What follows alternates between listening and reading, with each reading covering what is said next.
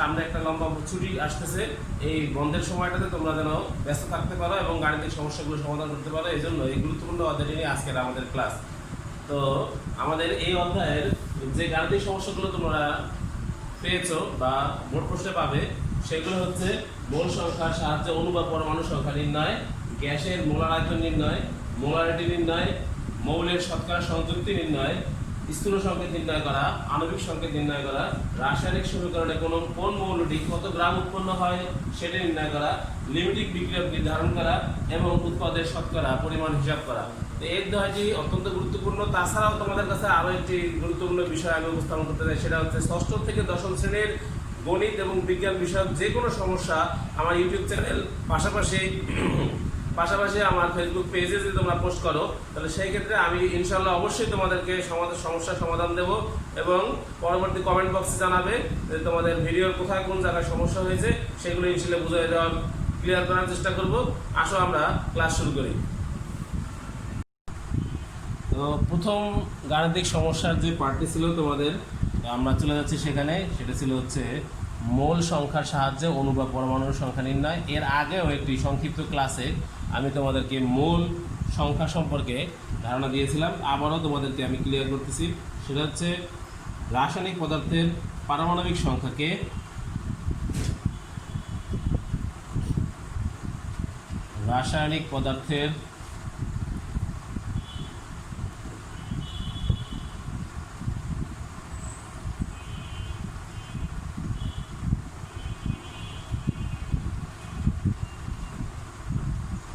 পারমাণবিক ভরকে গ্রামে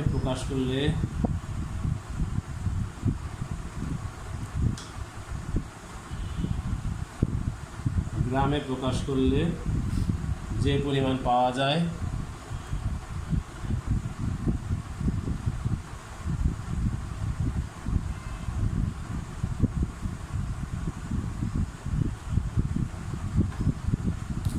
তাকে ওই পদার্থের এক মোল বলে।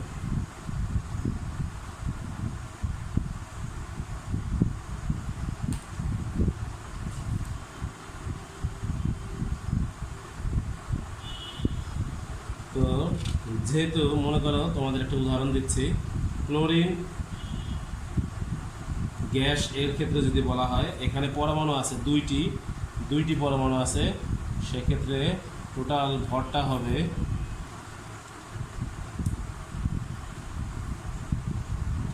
ক্লোরিনের ভর 35.5 into 2, that is 71।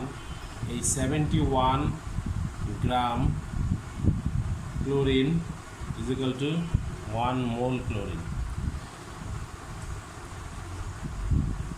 অর্থাৎ যে কোনো অণুর ক্ষেত্রে অণুর ভর, পরমাণুর ক্ষেত্রে একটি পরমাণুর ভরকে আমরা বলবো ওই পরমাণু বা অণুর এক মোল। এই ক্ষেত্রে এখন আমরা যদি গাণিতিক সমস্যায় চলে যাই,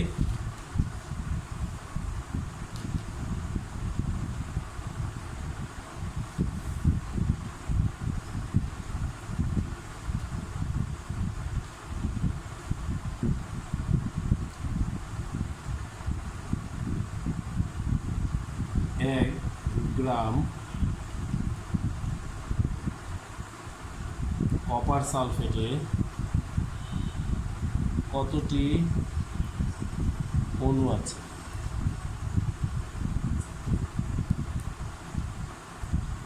তোমরা সবাই জানো যে প্রথমেই আমাদের এই অণুটির ভর নির্ণয় করতে হবে। সমাধানে আমরা যদি যাই, কপার সালফেট এর আণবিক ভর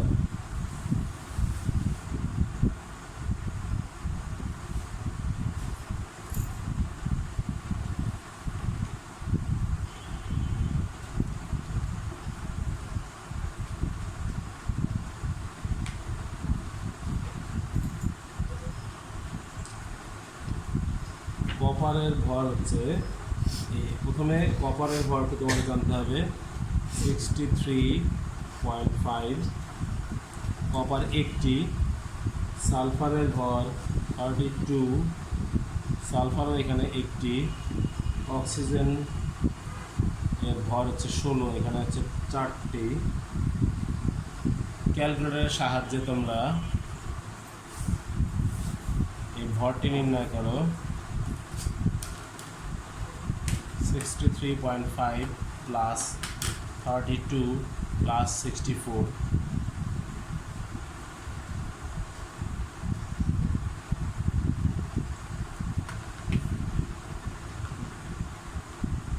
$159.5।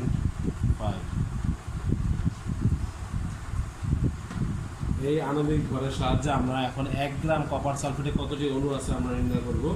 তো আমরা জানি যে কোনো পদার্থের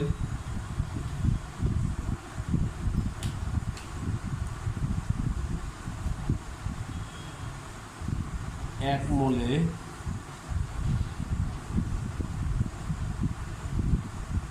মোলে অণুর সংখ্যা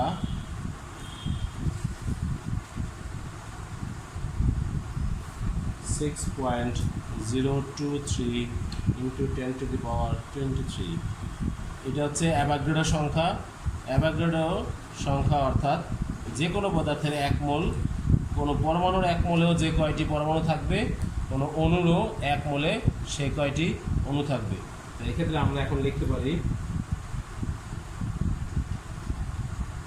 159.5 গ্রাম কপার সালফেটে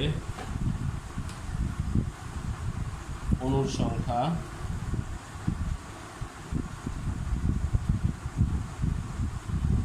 6.023 × 10⁻23।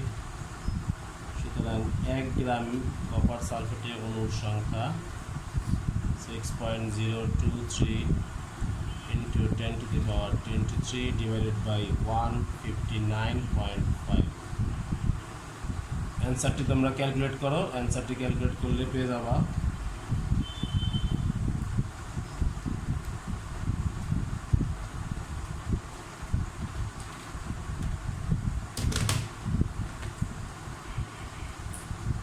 3.776 × 10⁻21।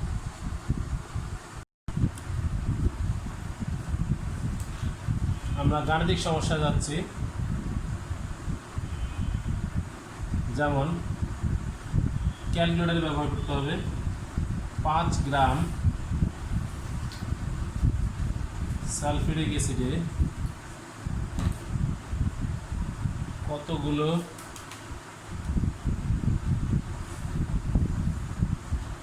সালফিউরিক অ্যাসিডের অণু আছে, কতগুলো H2SO4 অণু আছে।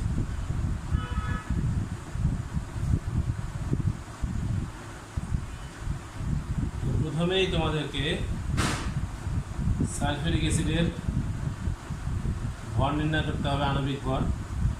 H2SO4 এর আণবিক ভর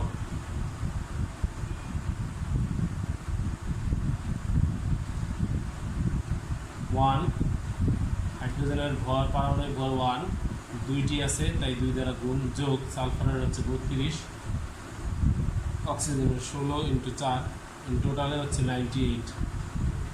এটাকে আমরা গ্রামে লিখলে হবে 1 মোল সালফিউরিক অ্যাসিড। সুতরাং 1 মোল H2SO4 যদি আমরা বলি ইজিক্যাল টু 98 গ্রাম। 98 গ্রাম সালফিউরিক অ্যাসিডকে বলবো 1 মোল সালফিউরিক অ্যাসিড। এখন এই 1 মোলে কতটি অণু আছে আমরা জানি। স্বতঃসিদ্ধ একটা নিয়ম আছে, সেটা হচ্ছে অ্যাভোগাড্রো সংখ্যা। যে কোনো পদার্থের 1 মোলে সমান পরিমাণ অণু বা পরমাণুর সংখ্যা থাকে, অর্থাৎ 98 গ্রাম H2SO4 এ অণুর সংখ্যা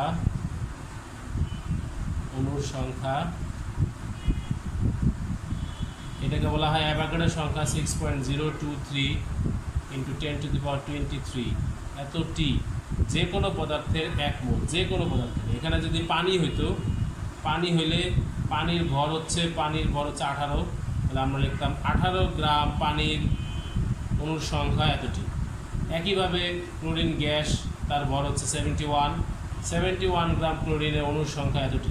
প্রত্যেকের জন্য একই লেখা হবে। সুতরাং ঐকিক নিয়মে এটা সমাধান করবে 1 গ্রাম সালফিউরিক অ্যাসিডে অণুর সংখ্যা 6.023 ইন্টু 10⁻23 ডিভাইড বাই 98। একইভাবে 5 গ্রাম যদি হয় এখানে উপরে 5 গুণ হয়ে যাবে, 6.023 ইন্টু 10⁻23 ইন্টু 5 ডিভাইড বাই 98। আমরা যদি ক্যালকুলেশন করি চলে আসবে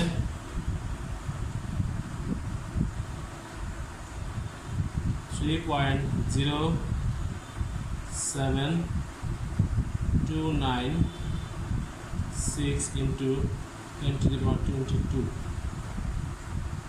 এতটি।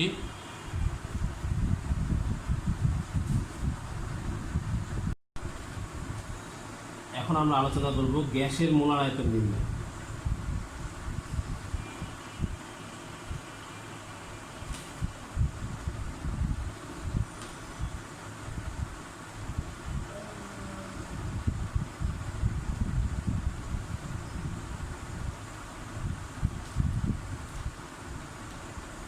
এটা বলতে আমরা কি বুঝি?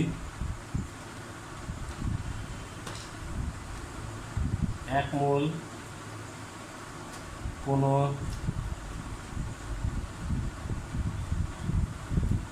গ্যাসীয় পদার্থ যে আয়তন দখল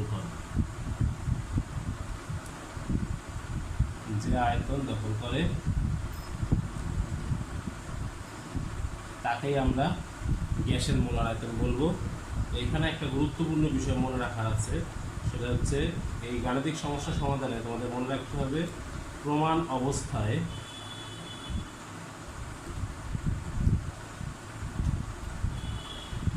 যে কোনো গ্যাসের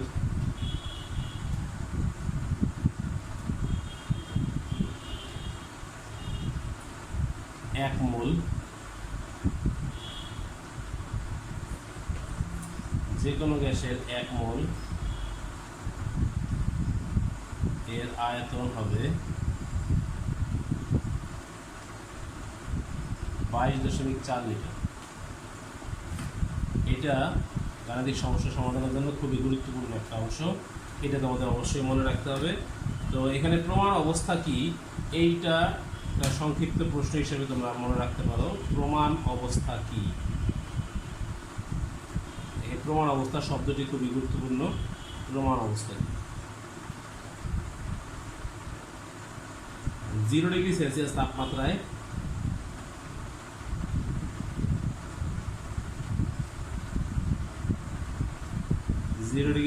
তাপমাত্রায় এবং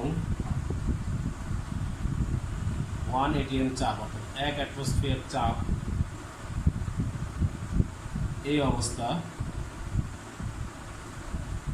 এই অবস্থাকে বলা হয় প্রমাণ অবস্থা। গ্যাসের প্রমাণ অবস্থা, এই অবস্থাকে বলা হয়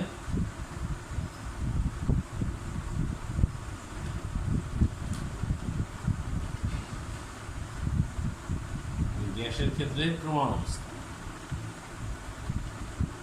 মনে রাখবে, গ্যাসের ক্ষেত্রে প্রমাণ অবস্থা বলতে বুঝবো টেম্পারেচার হবে 0 ডিগ্রি সেলসিয়াস, বায়ুমণ্ডলীয় চাপ হবে 1, তাকে আমরা বলবো প্রমাণ অবস্থা। এখন আমরা সমস্যার সমাধানে চলে যাব।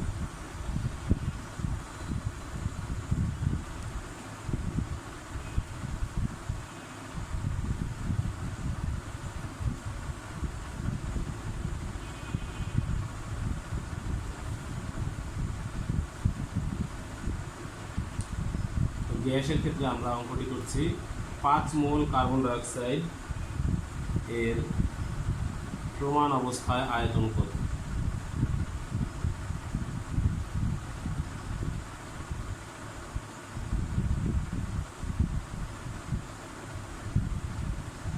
সমস্যা সমাধানে যে সূত্রগুলো আমরা ব্যবহার করব আগে সেটি নোট করে রাখি, তারপরে অঙ্কগুলো সমাধান করতে পারবো।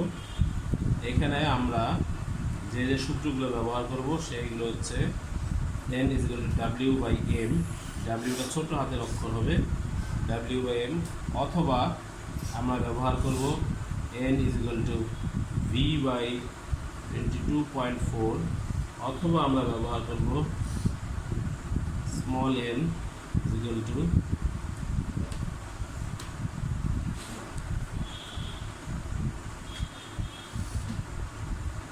n divided by 6.023 into 10 to the power 23.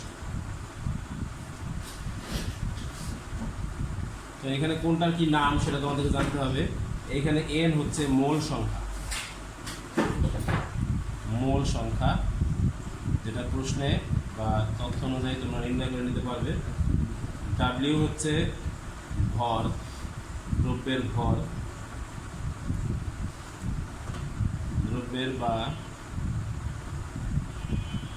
দ্রব্যের গ্রাম এককে ভর।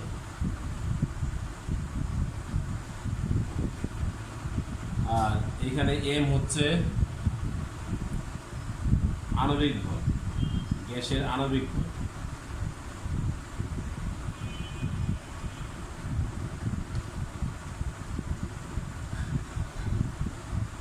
এইখানে ভি হচ্ছে, এখান থেকে ভি হচ্ছে আয়তন।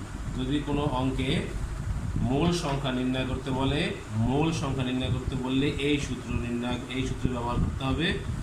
সেই ক্ষেত্রে ভি হচ্ছে আয়তন, গ্যাসের আয়তন দেওয়া থাকবে।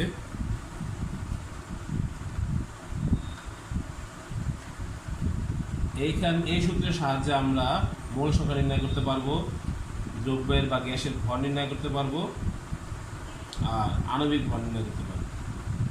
কি পরিমাণ গ্যাস সেখানে আছে সেটা নির্ণয় করার জন্য দ্রব্যের এই গ্রাম এককে ভর অর্থাৎ ডাব্লিউ নির্ণয় করা যায়।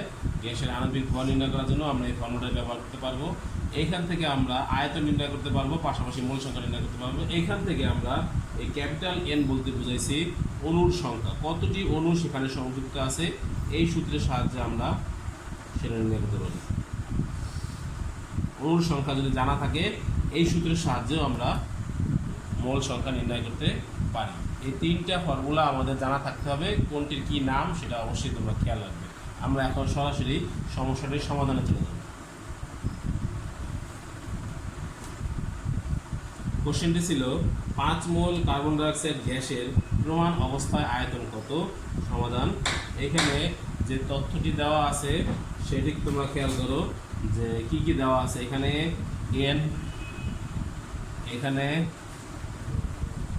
n ইকুয়াল টু হচ্ছে মোল সংখ্যা, অর্থাৎ পৃষ্ঠে দেওয়া আছে 5 মোল, দিস ইজ n 5 মোল।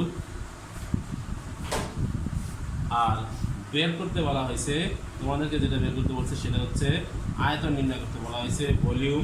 একটু আগেই তোমরা ফর্মুলা দেখেছো, 2 নম্বর সূত্রটি হবে যে আমরা যে জিনিসটা জানি যে n equal to V by 22.4, এই সূত্রের সাহায্যে আমরা এই আয়তন নির্ণয় করতে পারবো, কারণ এখানে আমাদের মোল সংখ্যা দেওয়া আছে।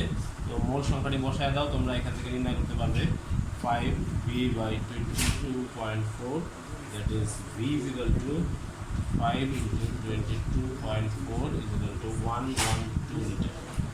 তো একইভাবে অপর সূত্রগুলো ব্যবহার করেও তোমরা সমস্যার সমাধান করতে পারো। যেমন আমি তোমাদেরকে আরেকটি সমস্যা দেখাচ্ছি।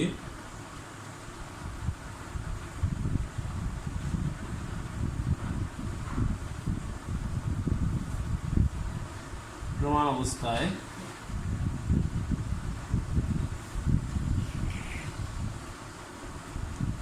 1 লিটার ক্লোরিন গ্যাসে কতটি অণু থাকবে?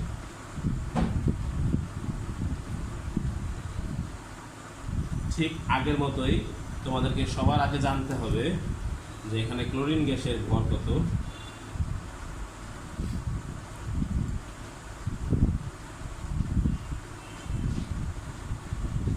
অর্থাৎ ক্লোরিন এর 1 মোলে কতটুকু হয়? ক্লোরিনের 1 মোল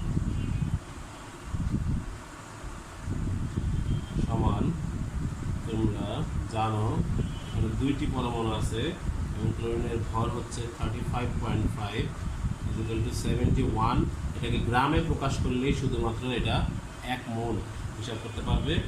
তো এইখানে কতটি অণু আছে আমরা সেটাও জানি, কারণ যে কোনো গ্যাসেরই 1 মোলে কতটি অণু আছে সেটা তোমরা অ্যাভোগাড্রো সংখ্যা থেকে জানো, 6.023 ইন্টু 10 to the power 23 এতটি ক্লোরিন অণু আছে এইখানে। আর একইভাবে আদর্শ তাপমাত্রা ও চাপে অর্থাৎ প্রমাণ অবস্থায় এই গ্যাসের আয়তন হচ্ছে 22.4 লিটার। প্রমাণ অবস্থায়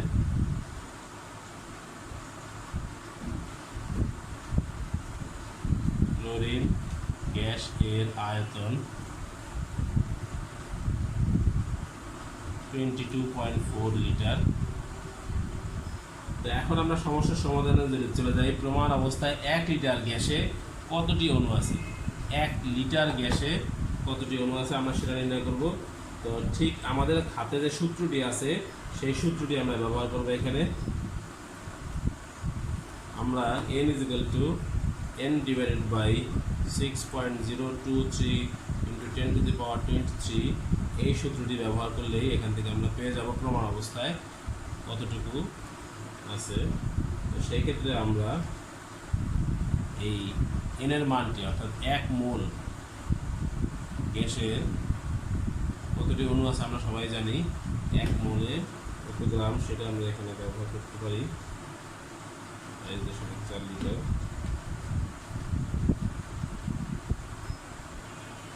আরেকটা সূত্র আমরা লিখেছিলাম 22.4। দেখো এখানে যদি আমরা এই সূত্রটি ব্যবহার করি, n এরই 2টি সূত্র, তো আমরা n = আয়তন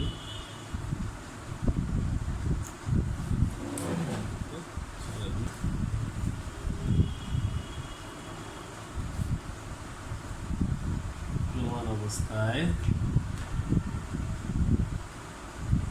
22.4 লিটার গ্যাসে ক্লোরিন গ্যাসে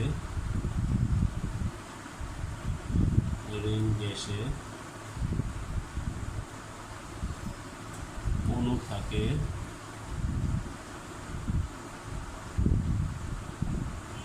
6.023 into 10 to the power 23 টি। সুতরাং প্রমাণ অবস্থায় 1 লিটার ক্লোরিন গ্যাসে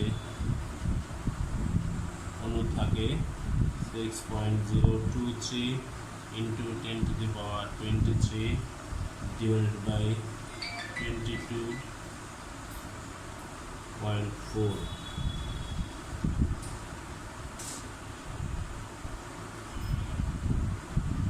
ভাগ করলে চলে আসবে answer 2.69 into 10 to the power 22 T.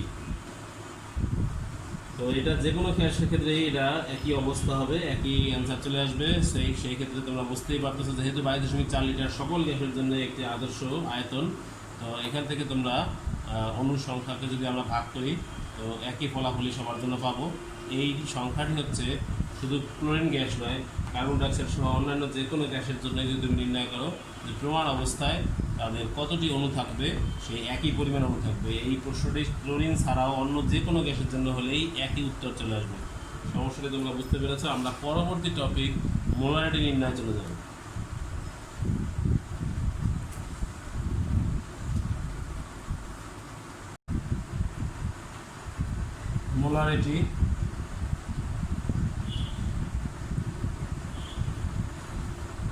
Molarity কাকে বলে এই বিষয়টা আমরা এর আগেও একটি ক্লাসে ক্লিয়ার করেছি, তারপরেও আরেকবার তোমাদেরকে আমি ক্লিয়ার করে দিচ্ছি। সেটা হচ্ছে একটি নির্দিষ্ট তাপমাত্রায়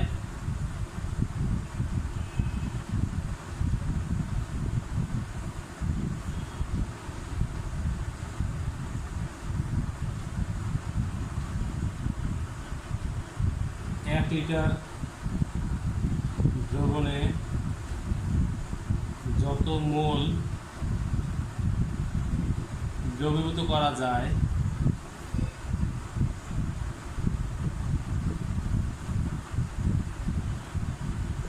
তাকে ওই দ্রবণের মোলারিটি বলে।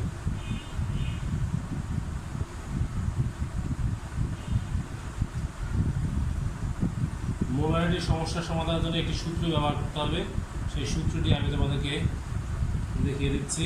সূত্রটি হচ্ছে W সমান SVM ডিভাইডেড বাই 1000। এটা মনে রাখতে হবে কোনটার কি নাম। এখানে W হচ্ছে দ্রব্যের ভর, V হচ্ছে দ্রবণের আয়তন,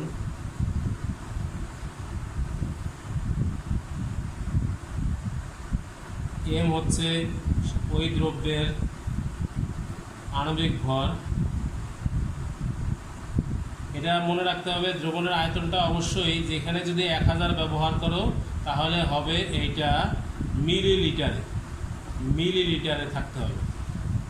যদি লিটারেও থাকে, প্রশ্নে যদি লিটারে দেওয়া থাকে তাহলে মিলিলিটার বানায় নেবে।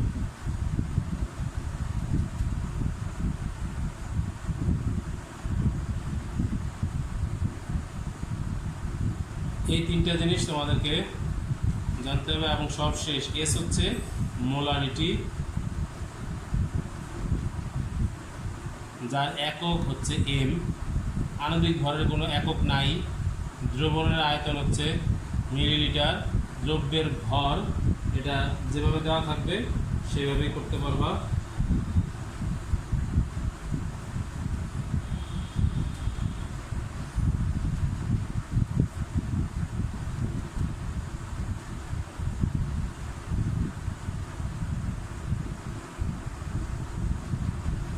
এটা থাকবে গ্রাম এককে। এখন আমরা সমস্যার সমাধানে চলে যাচ্ছি।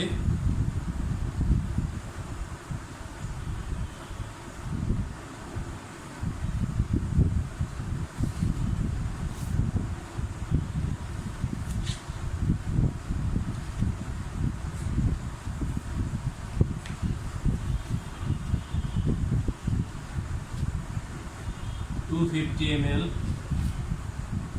কোনো দ্রবণে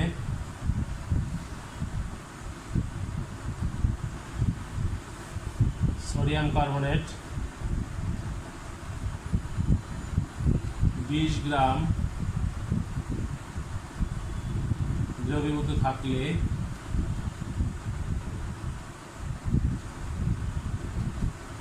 ওই দ্রবণের মোলারিটি কত?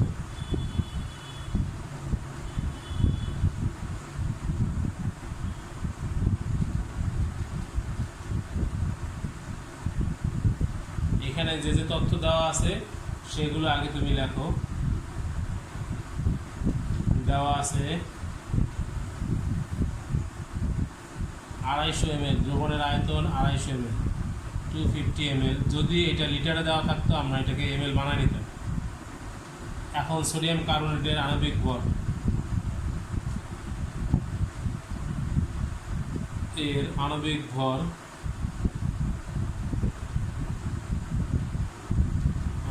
নির্ণয় করে নাও। এখানে সোডিয়ামের ভর হচ্ছে 23 × 2, কার্বনের ভর হচ্ছে 12 + 12, অক্সিজেনের হচ্ছে 3 × 16 48, 16 × 3। টোটাল আমরা করলে ক্যালকুলেটরের সাহায্যে করলে পাবো 106। আমাদের এম এর মান পাওয়া গেছে। এখানে দ্রব্য আছে 20 গ্রাম, দ্রব্যের ভর W সমান 20 গ্রাম। সূত্রটি আমরা ব্যবহার করব। আমরা জানি W সমান SVM ডিভাইডেড বাই 1000। এখান থেকে আমরা মোলারিটির মান নির্ণয় করব। S = W × 1000, W × 1000 ভাগ VM। মান বসায় দিলেই হয়ে যাবে 20 × 1000 ডিভাইড বাই 250 × এর মান মান হচ্ছে 106। ক্যালকুলেটরের সাহায্য নিলে অ্যান্সার চলে আসবে 0.75 মোলার। এই হচ্ছে মোলারিটি নির্ণয় করার সূত্রের সাহায্যে অঙ্ক করা। তবে এখানে অনেক সময় মোলারিটি দেওয়া থাকবে প্রশ্নে, তোমরা অনেক সময় ডাব্লিউর মান বের করতে বলে, কখনো আণবিক ভর বের করতে বলে, কখনো দ্রবণের আয়তন বের করতে বলে। তো এই সূত্রটার সাহায্যে তোমরা এই 4টা রাশি বের করতে পারবা। এটা ঘুরে নিয়ে বিভিন্নভাবে এই এককে এটাকে সামনে আগে পিছিয়ে করে নিয়ে অ্যান্সার বের করতে পারবো। তো খেয়াল রাখবে, এস হচ্ছে মোলারিটি চিহ্ন, একক হচ্ছে এম। আমরা পরবর্তী টপিকে চলে যাব।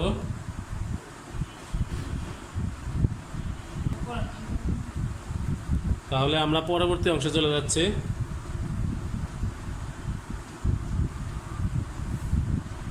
পরবর্তী টপিকটি ছিল মৌলের শতকরা সংযুক্তি নির্ণয়।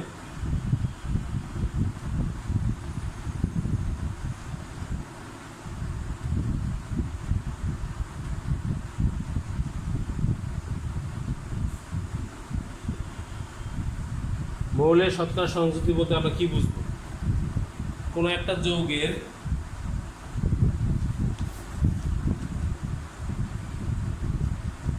কোনো একটি যৌগের 100 গ্রাম যদি আমরা নিই, 100 গ্রাম নিলাম, 100 গ্রামের মধ্যে একটি মৌল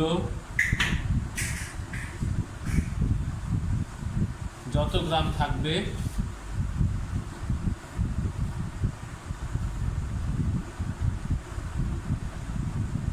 তাকে ওই যৌগের মধ্যে, ওই মৌলটির তাকে ওই যৌগের মধ্যে নির্ণীয় মৌলটির শতকরা সংযুক্তি বলব।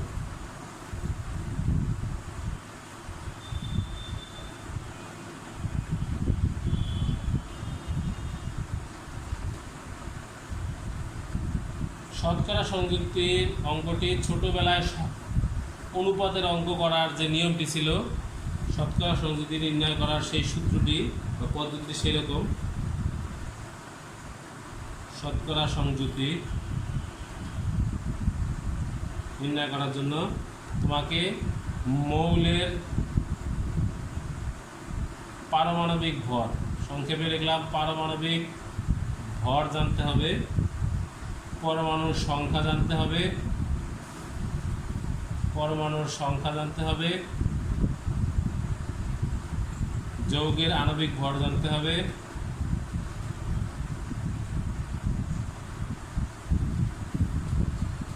এবং সবশেষে উপরে পাশে 100% দ্বারা গুণ করতে হবে। এই পদ্ধতিতে শতকরা সংযুক্তি আমরা নির্ণয় করতে পারবো। এখন একটি গাণিতিক সমস্যা সমাধানে আমরা চলে যাচ্ছি।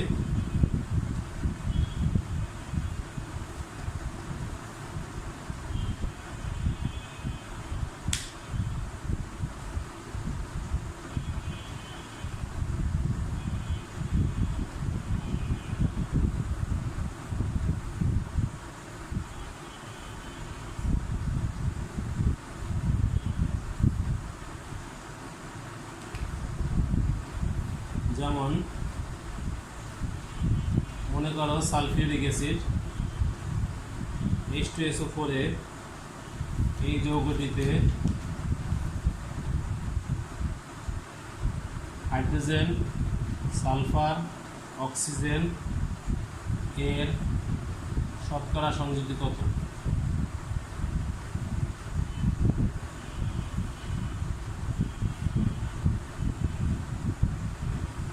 আমরা যে সূত্রটি রেখেছিলাম সেই সূত্রের সাহায্যে সরাসরি করতে পারবো। তো প্রথমেই আমাদেরকে অ্যান্সার করার সময় আগে তোমাকে আণবিক ভর নির্ণয় করে দেখাতে হবে। H2SO4 এর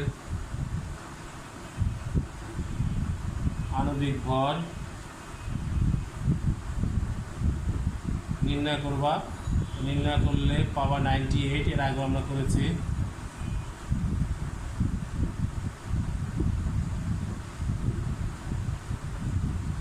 এখন সরাসরি আমরা চলে যাব হাইড্রোজেনের সূত্রটি নিশ্চয়ই তোমাদের মনে আছে, একটু আগেই লিখেছি আমরা। H এর শতকরা সংযুতি।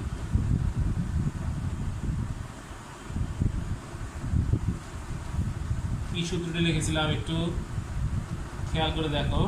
প্রথমে আমরা লিখেছিলাম মৌলের পারমাণবিক ভর, অর্থাৎ এই মৌলের পারমাণবিক ভর হচ্ছে 1। এরপরে লিখেছিলাম গুণ পরমাণুর সংখ্যা, অর্থাৎ এইখানে হাইড্রোজেন কতটি আছে গুণ পরমাণুর সংখ্যা হচ্ছে 2, পাশে আছে 100% দ্বারা গুণ, নিচে আছে টোটাল যৌগের আণবিক ভর, হচ্ছে 98। এর সাহায্যে আমরা এই হাইড্রোজেনের শতকরা সংযুতি আমরা পেয়ে যাব। ক্যালকুলেটরের সাহায্যে যদি আমরা ভাগ করি 2 × 100/98 2.04%। একইভাবে যদি আমরা পরবর্তী মৌলটি হচ্ছে সালফার এর শতকরা সংযুতি নির্ণয় করি,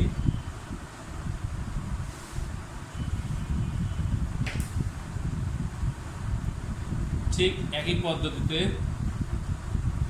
এখানে সালফারের পারমাণবিক ভর 32, সালফার আছে একটি, গুণ 100% ভাগ টোটাল যৌগের আণবিক ভর 98। এভাবে আমরা যদি হিসাব করি অ্যান্সার আসবে 32.65%। সবশেষ অক্সিজেন এর শতকরা সংযুতি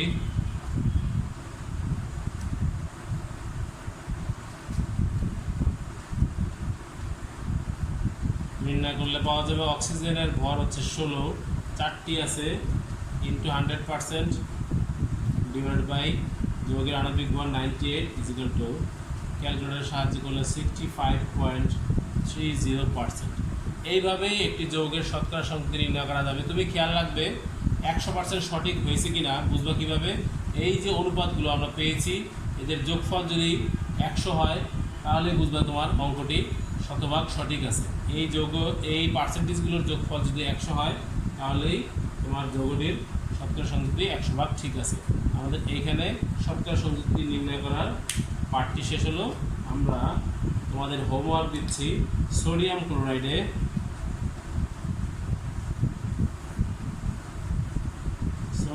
অর্থাৎ খাদ্য লবণে সোডিয়াম ও ক্লোরিন এর শতকরা সংযুতি নির্ণয় করবে।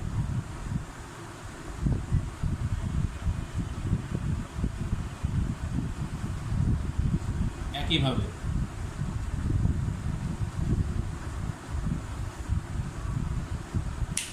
আমরা পরবর্তী যে টপিকটি ছিল আমাদের সেটি হচ্ছে স্থূল সংকেত নির্ণয়।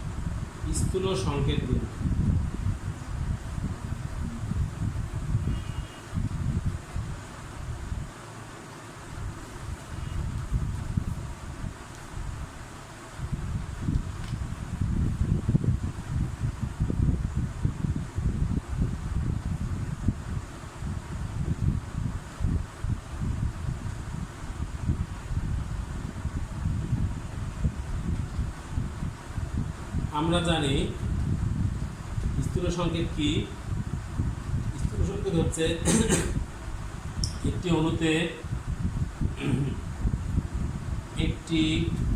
অণুতে বিভিন্ন পরমাণুর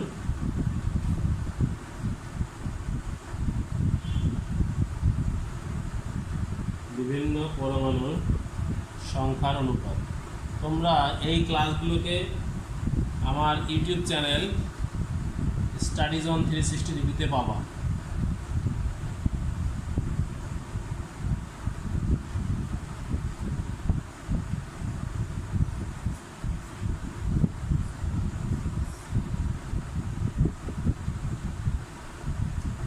স্টাডিজ অন 360 ডিগ্রি চ্যানেলে এই ভিডিওগুলো পাবে, সবাই প্রয়োজন অনুযায়ী ডাউনলোড করে নিতে পারবে। একটি অণুতে বিভিন্ন পরমাণুর সংখ্যার যে অনুপাত থাকে, পরমাণুর সংখ্যার অনুপাতকে আমরা বলবো স্থূল সংখ্যা।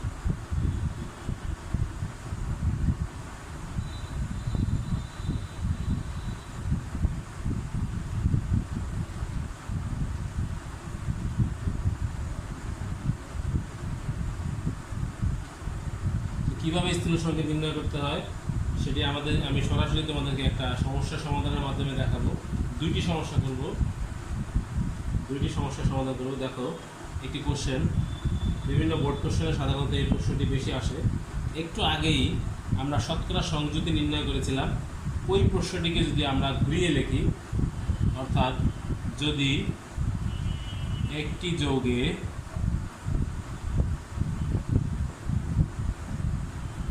হাইড্রোজেন 2.04%, সালফার 32.65% এবং অক্সিজেন 65.30% থাকে, তবে যৌগটির স্থূল সংকেত নির্ণয় করো।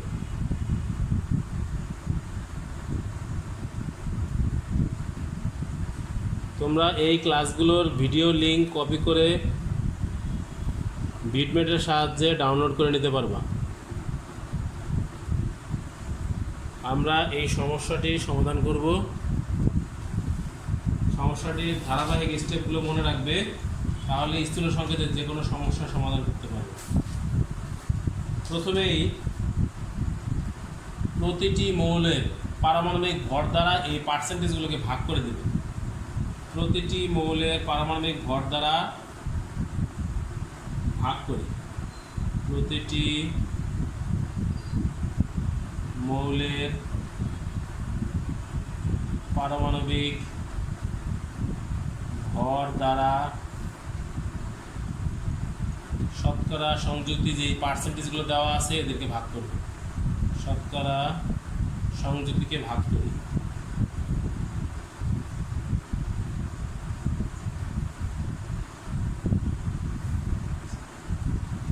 হাইড্রোজেনের আছে 2.04 ডিভাইডেড বাই 1, হাইড্রোজেনের ভর হচ্ছে 1। একইভাবে সালফারের হচ্ছে 32, 32.65 ডিভাইড বাই 32। অক্সিজেনের হচ্ছে 65.30, অক্সিজেনের ভর হচ্ছে 16। প্রত্যেকটি পরমাণুর ভর দ্বারা যদি আমরা ভাগ করি, অ্যান্সার পাবো 2.04, এখানে অ্যান্সার পাবো 1.02, এখানে অ্যান্সার পাবো 4.08। এই প্রথম ধাপটি শেষ হওয়ার পরে তোমরা খেয়াল করবে এই ফলাফলগুলোর ভিতরে যেটি সবচেয়ে ক্ষুদ্রতম সেই সংখ্যাটি দ্বারা পুনরায় সবগুলো সংখ্যাকে আবার ভাগ করতে হবে। অর্থাৎ ক্ষুদ্রতম 1.02 দ্বারা প্রাপ্ত ভাগফলগুলোকে পুনরায় ভাগ করি। প্রাপ্ত সবচেয়ে ছোটটা নেবা, সেটা দ্বারা সবাইকে আরেকবার ভাগ করে দেবা। দ্বারা প্রাপ্ত ভাগফলগুলোকে পুনরায় ভাগ করি।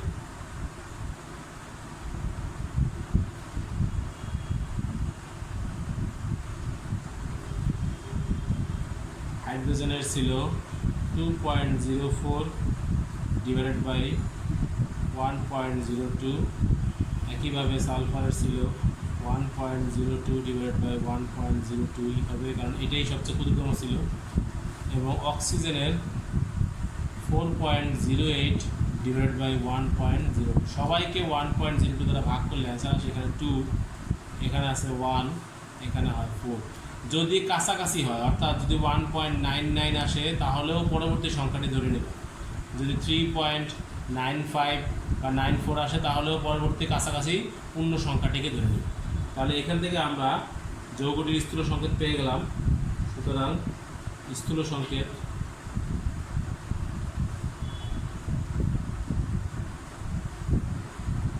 হাইড্রোজেন 2টি, দ্যাট ইজ H2, সালফার 1টি, S, অক্সিজেন 4টি, O4। এইভাবে আবার তোমরা শতকরা সংযুতির সাহায্যে, এই শতকরা সংযুতি দেওয়া থাকলে তার সাহায্যে তোমরা স্থূল সংকেত নির্ণয় করতে পারবে। আমি তোমাদেরকে একটি কাজ দেব, পাশাপাশি আরেকটি গুরুত্বপূর্ণ সমস্যার সমাধানও করে দেব।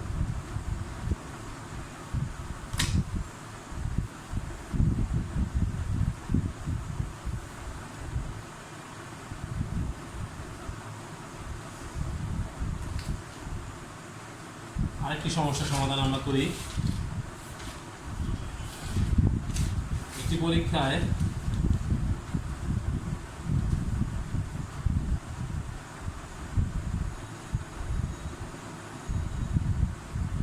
দেখা গেল 3 গ্রাম কার্বন পরমাণু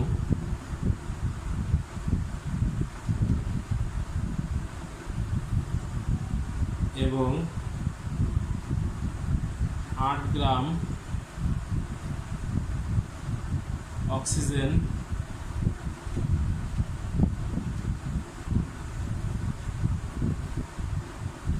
পরমাণু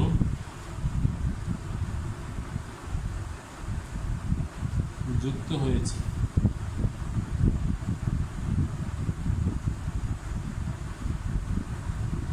সেই যৌগটির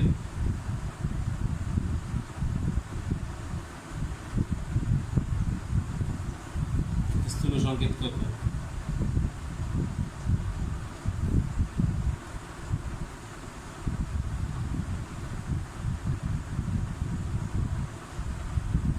এখানে খেয়াল রাখো, এখানে কোনো শতকরা সংযুতি দেওয়া নাই, কোনো পার্সেন্টেজ দেওয়া নাই। তো তোমাকে আগে শতকরা সংযুতি করতে হবে, তারপর স্থূল সংকেত বের করে নিতে হবে। অর্থাৎ শতকরা সংযুতি বের করার পরেই তুমি শুধুমাত্র এটি সমাধান করতে পারবে। তো এক্ষেত্রে উত্তরে সবার আগে তোমাকে খেয়াল রাখতে হবে যে যৌগটিতে আমরা যেরকম ছোটোবেলায় অনুপাতের অঙ্ক করেছিলাম, সেই অনুপাতের পদ্ধতি অনুযায়ী আমরা যৌগটির মোট পরিমাণ,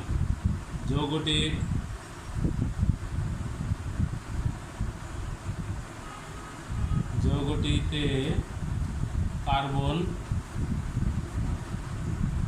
ও অক্সিজেনের মোট পরিমাণ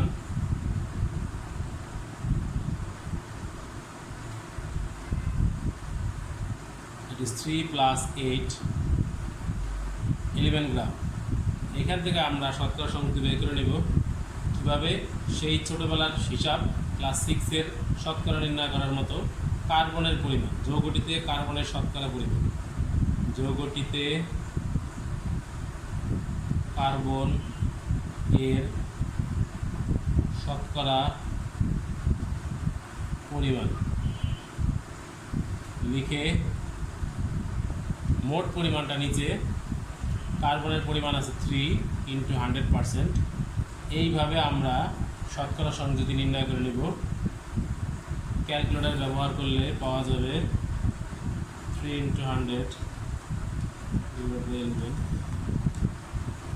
27.27%। আমরা শতকরা পরিমাণ পেয়ে গেলাম।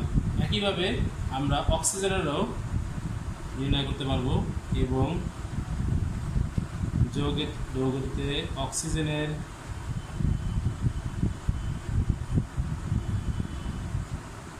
শতকরা পরিমাণ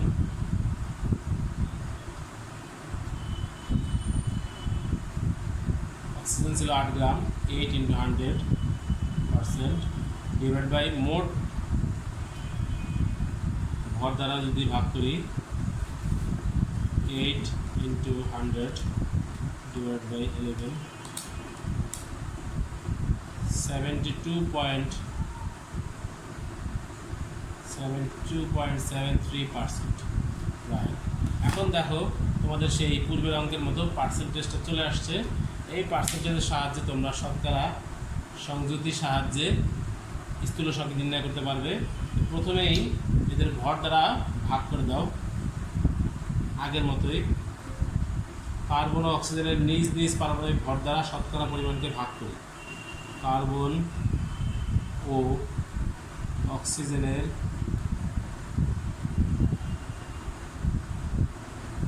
নিজ নিজ পারমাণবিক ভর দ্বারা শতকরা পরিমাণকে ভাগ করি।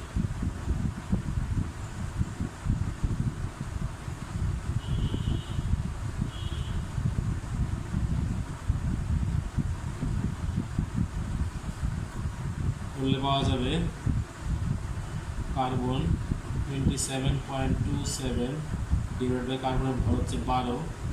একইভাবে অক্সিজেনটা যদি নির্ণয় করি 72.73 ডিভাইড বাই অক্সিজেন হচ্ছে 16,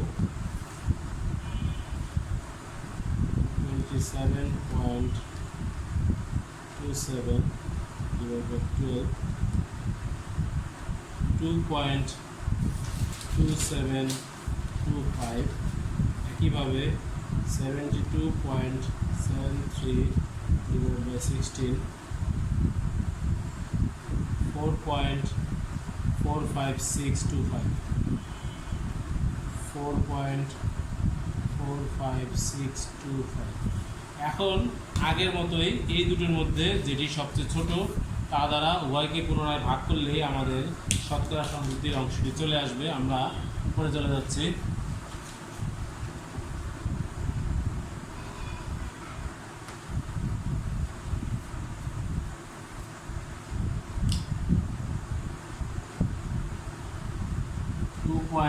.2725 দ্বারা প্রাপ্ত ভাগফলগুলোকে পুনরায় ভাগ করি।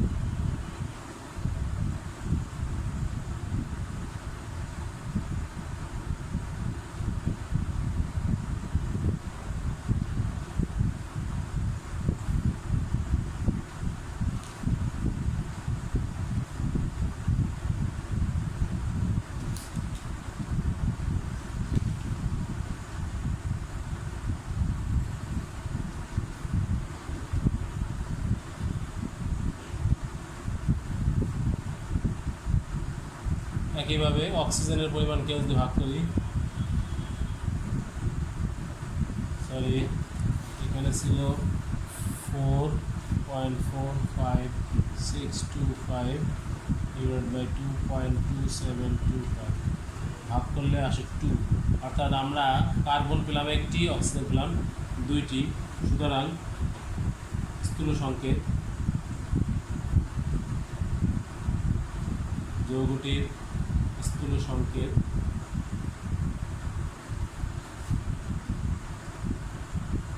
সি একটি, অক্সিজেন দুইটি। যৌগটির স্থূল সংকেত হচ্ছে কার্বন ডাইঅক্সাইড। তোমরা বোর্ড প্রশ্নে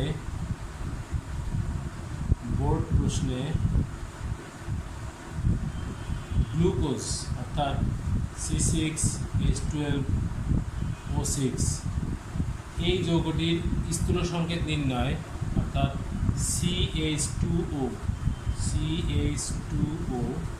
এই সমস্যাটি প্রায় বিভিন্ন বোর্ডে এসে থাকে। এই সমস্যাটির সমাধান করবে অবশ্যই বোর্ড প্রশ্ন দেখে। এই স্থূল সংকেতটি নির্ণয়ের সমস্যাটি বারবার পরীক্ষায় আসে বোর্ড প্রশ্নে। গ্লুকোজের স্থূল সংকেত এইটা ভালো মতো প্র্যাকটিস করবে, এইটা বেশি পরীক্ষায় আসে। আর যেগুলো করানো হলো সেগুলো অবশ্যই করবে। আমরা পরবর্তী টপিক আণবিক সংকেতে চলে যাব। তো প্রিয় শিক্ষার্থীরা, আমরা পরবর্তী অংশ আণবিক সংকেত শুরু করছি। তো আমাদের এই ক্লাসটি যেহেতু মোটামুটি 9টি বিষয়ের উপর নির্ভরশীল, 9টি গাণিতিক সমস্যা, তো ক্লাসটি একটু বড় হবে। তোমরা ভেঙে ভেঙে কয়েকটি ভাগ করে দেখবে অথবা ডাউনলোড করে রেখে সেটাকে সেভ করে পরবর্তীতে ধীরে ধীরে দেখে অঙ্কগুলো সমাধান করবে। এখন আমরা করব শতকরা সংযুতি থেকে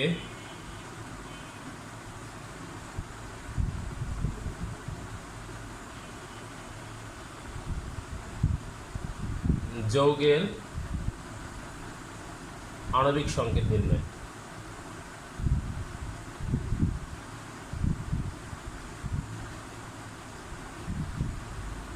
তোমরা একটি বিষয় অবশ্যই খেয়াল রাখবে যে আণবিক সংকেত নির্ণয় করার সময় এই ক্ষেত্রে অবশ্যই আণবিক ভর প্রশ্নে দেওয়া থাকবে। আণবিক সংকেতটা কি খুব সহজে মনে রাখার উপায় হচ্ছে, আণবিক সংকেত হলো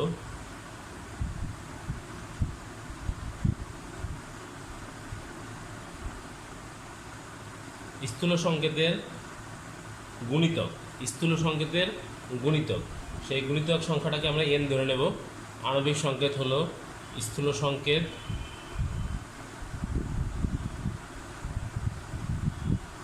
এর গুণিতক, সেই গুণিতকটাকে আমরা এন ধরে নেব। আমরা একটি সমস্যার সমাধান করে দেখাই, যেহেতু এখানেও শতকরা সংযুতি দেওয়া থাকবে। তো আমরা বোর্ড প্রশ্ন বা ঢাকা শহরের নামি দামি একটি স্কুলের প্রশ্ন থেকে সংগ্রহ করে মির্জাপুর ক্যাডেট কলেজের একটি প্রশ্ন এখানে আমরা সলভ করে দেখাচ্ছি। এই জাতীয় প্রশ্ন এসে থাকে, কে হলো একটি জৈব অ্যাসিড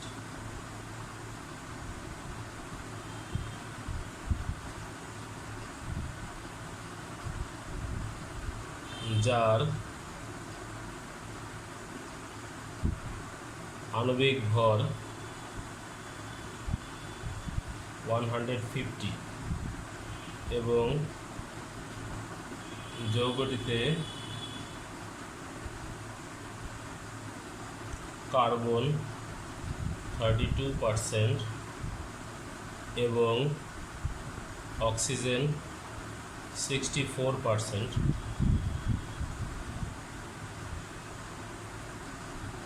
কে যৌগটির আণবিক সংকেত নির্ণয় করো।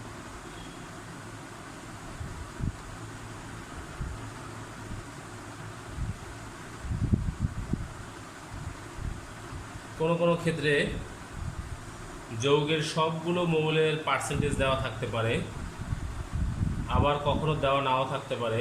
তোমাদেরকে সেটা বুঝে নিতে হবে যে এখানে কোন ধরনের যৌগ কি কি উপাদান দ্বারা গঠিত হয়। তো এখানে একটি তথ্য দেওয়া আছে, জৈব অ্যাসিড।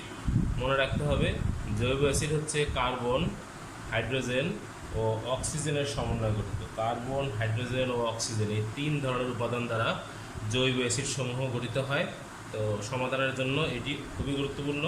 এইখানে দেখো কার্বন এবং অক্সিজেনের শতকরা সংযুতি দেওয়া আছে, অবশিষ্ট হাইড্রোজেনের শতকরা সংযুতি দেওয়া নেই। তো তোমরা এইটি অবশ্যই সমাধানের সময় স্পষ্টভাবে উল্লেখ করবে।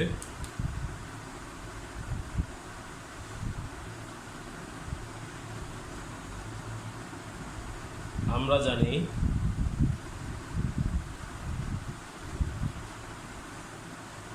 জৈব অ্যাসিড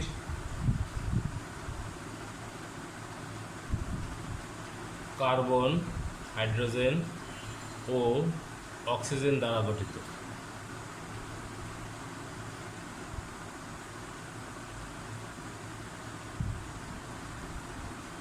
সুতরাং এইখানে দুটি পার্সেন্টেজ দেওয়া আছে, হাইড্রোজেনের পার্সেন্টেজ সরাসরি লিখে দেবে। হাইড্রোজেন আছে, হাইড্রোজেন এর শতকরা সংযুতি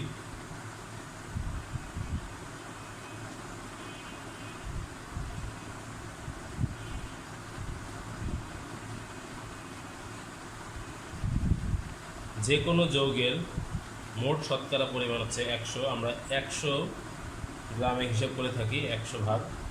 তো সেই ক্ষেত্রে অবশিষ্ট দুইটিকে যদি আমরা বাদ দেই, আমরা পেয়ে যাব হাইড্রোজেনের শতকরা সংযুতি, দ্যাট ইজ 4%।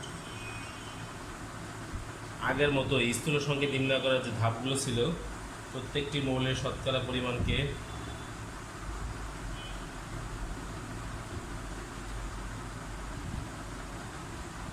মৌলের শতকরা পরিমাণকে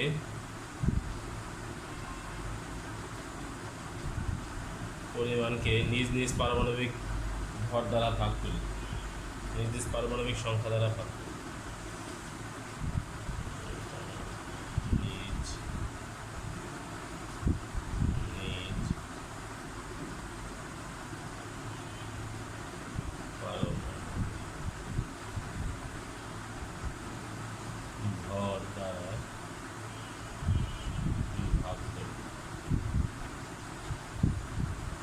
প্রত্যেককে পারমাণবিক ভর দ্বারা আমরা ভাগ করে দিচ্ছি। 32 ডিভাইডেড বাই 12,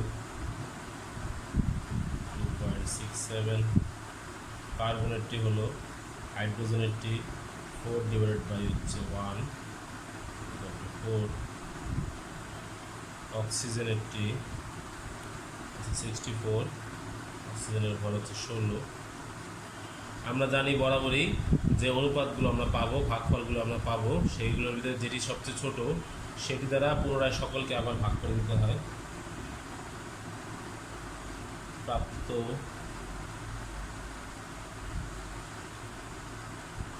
ভাগফলগুলোকে 2.67 দ্বারা ভাগ করি।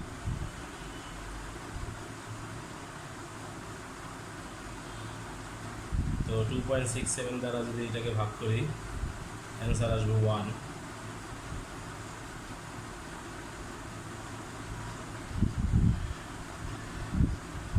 হাইড্রোজেনের পরিমাণকে যদি 2.67 দ্বারা ভাগ করি 1.5। অক্সিজেনের পরিমাণকে যদি ভাগ করি একই রকম 1.5। তো দ্বিতীয়বার করার পরেও যদি আমাদের পূর্ণ সংখ্যা না আসে, খেয়াল রাখতে হবে এমন কোনো সংখ্যা যা দ্বারা গুণ করলে যদি এরা পূর্ণ সংখ্যা হয়ে যায়, তা দ্বারা গুণ করে দেখে পূর্ণ সংখ্যা করে নিতে হবে। প্রতিটি ভাগফলকে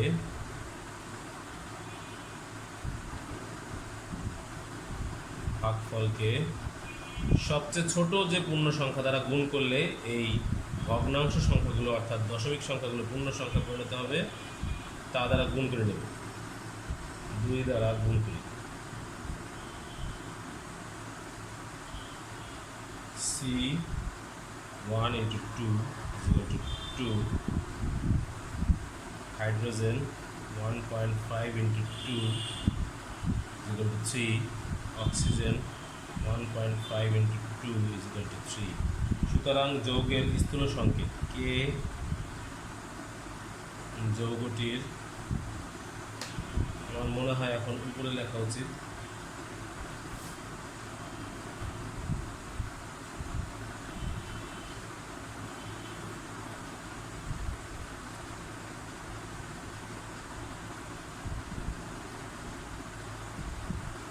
কে যৌগটির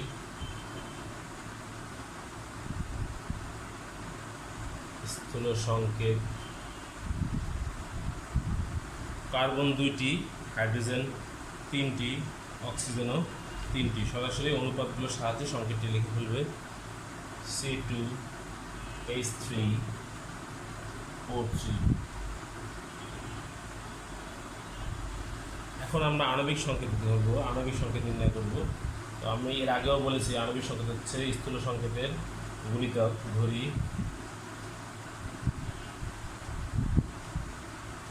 যৌগের আণবিক সংকেত হবে স্থূল সংকেতের গুণিতক।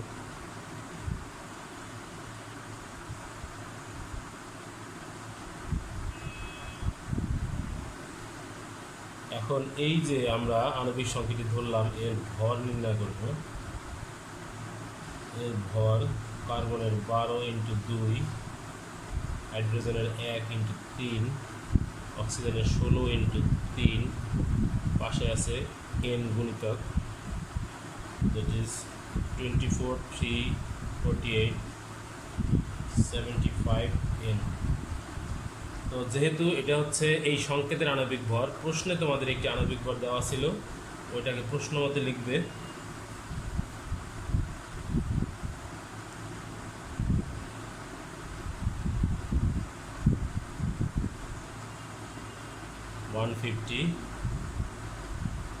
n = 2। সুতরাং যৌগটির কে যৌগটির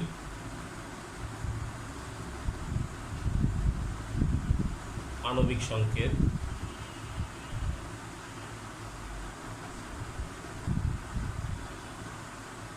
C2H3O3 এর বাইরে ওই গুণিতক দ্বারা গুণ করে দেবে, দ্যাট ইজ C4H6O6।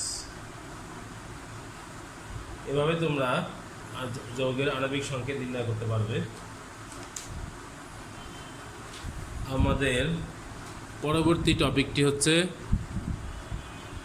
রাসায়নিক সমীকরণের মোল সংখ্যা হিসাব করা। তার আগে আমি তোমাদের একটি আণবিক সংকেতের হোমওয়ার্ক দিতে চাই। তো কোনো যৌগে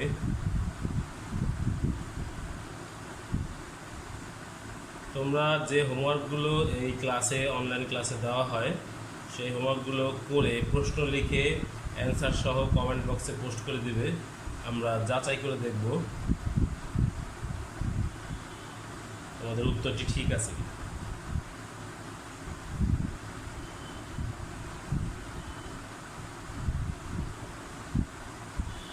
ঈদের বন্ধে কিছুদিন ক্লাস বন্ধ থাকলেও তোমাদের সমস্যাসমূহ পোস্ট করবে ফেসবুক পেজে, যাতে করে আমি তোমাদের সমাধান করে বা সমস্যার সদুত্তর দিয়ে তোমাদের সহযোগিতা করতে পারি।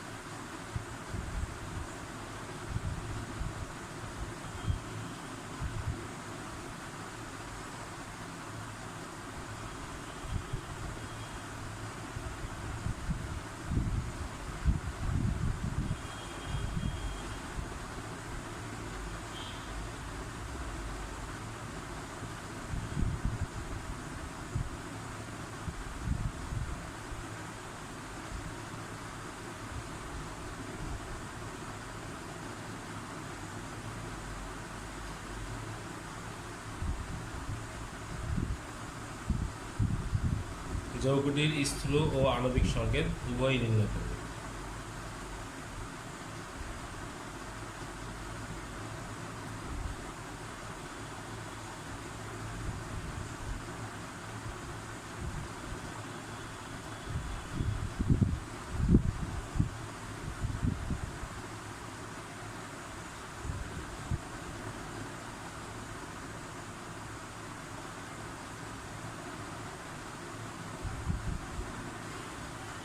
এই প্রশ্নটিতে একটি গুরুত্বপূর্ণ অংশ হচ্ছে, খেয়াল করে দেখো, কোনো আণবিক ভর দেওয়া নেই, তবুও তোমরা একটি তথ্য এখানে দেওয়া আছে, হাইড্রোজেন ও অক্সিজেন কেলাস পানিরূপে আছে।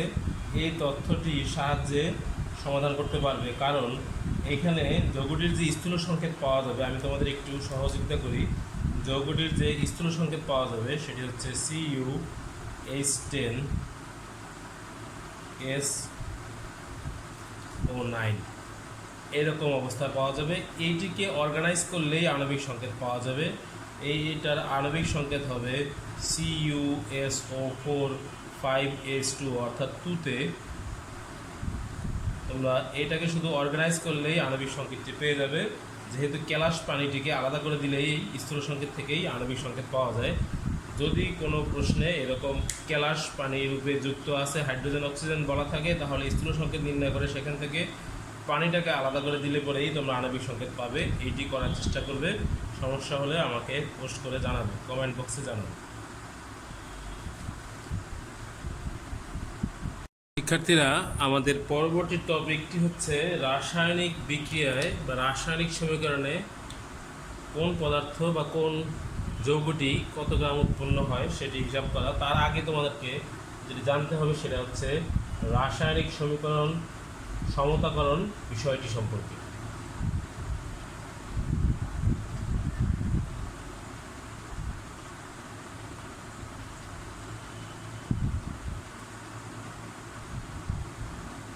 রাসায়নিক সমীকরণ সমতাকরণ বলতে আমরা কি বুঝবো, সেটা হচ্ছে, মনে করো কোনো একটি যৌগ বা কয়েকটি বিক্রিয়ক মিলে একটি বিক্রিয়া করলো।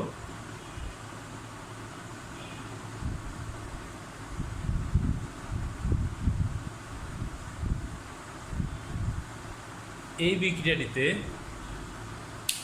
বিক্রিয়ক সমূহের মোট পরমাণু সংখ্যা, আসলে ক্লাসটা একটু দীর্ঘ, তো আমি ব্ল্যাক টি নিচ্ছি। তোমরা দীর্ঘ সময় মোবাইলের সামনে থাকবে না, মাঝে মাঝে একটু বিরতি দেবে এবং একটা নির্দিষ্ট সময়, দিনের একটা নির্দিষ্ট সময় দেখবে, যাতে করে সারাদিন মোবাইল নিয়ে বসে না থাকে।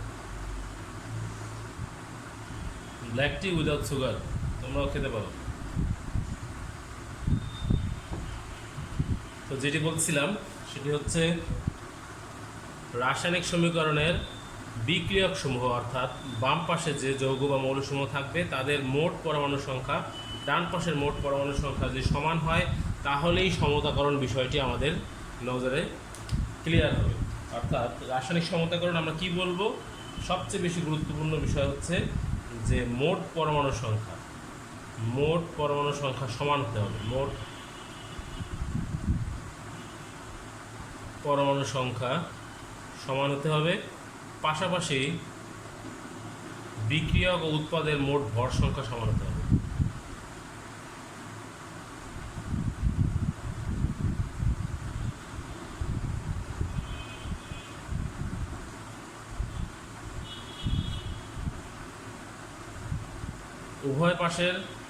উভয় পার্শ্বের বিক্রিয়ক এবং উৎপাদ সময়ের মোট পরমাণু সংখ্যা সমান হবে এবং উভয় পক্ষেরই মোট ভর সংখ্যা যদি সমান হয় তাহলেই শুধুমাত্র আমরা রাসায়নিক সমীকরণের সমতাকরণ বিষয়টি সম্পূর্ণ করতে পারবো।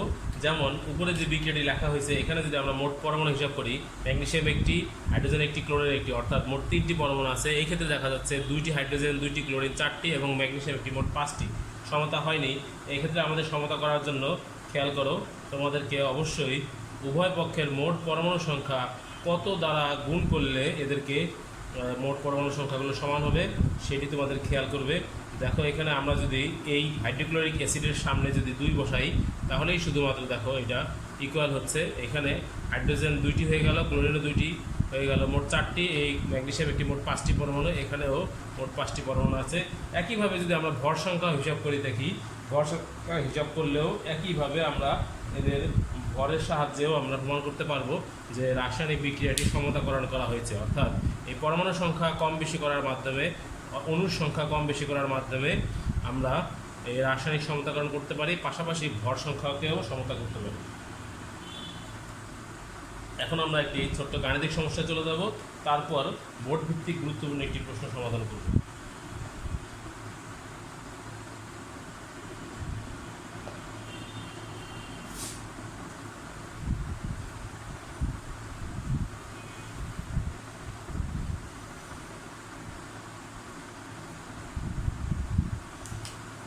যেমন তোমাদের পাঠ্যপুস্তকে এই সমস্যাটি আছে, পাশাপাশি বিভিন্ন বোর্ডে শর্ট কোশ্চেন অর্থাৎ খ টাইপের কোশ্চেনেও এই সমস্যাটি পাওয়া যায়।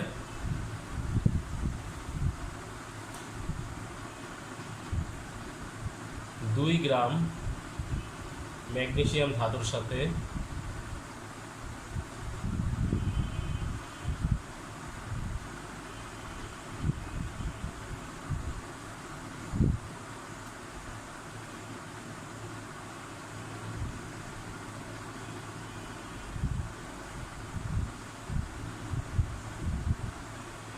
প্রয়োজনীয় পরিমাণ অক্সিজেন সরবরাহ করলে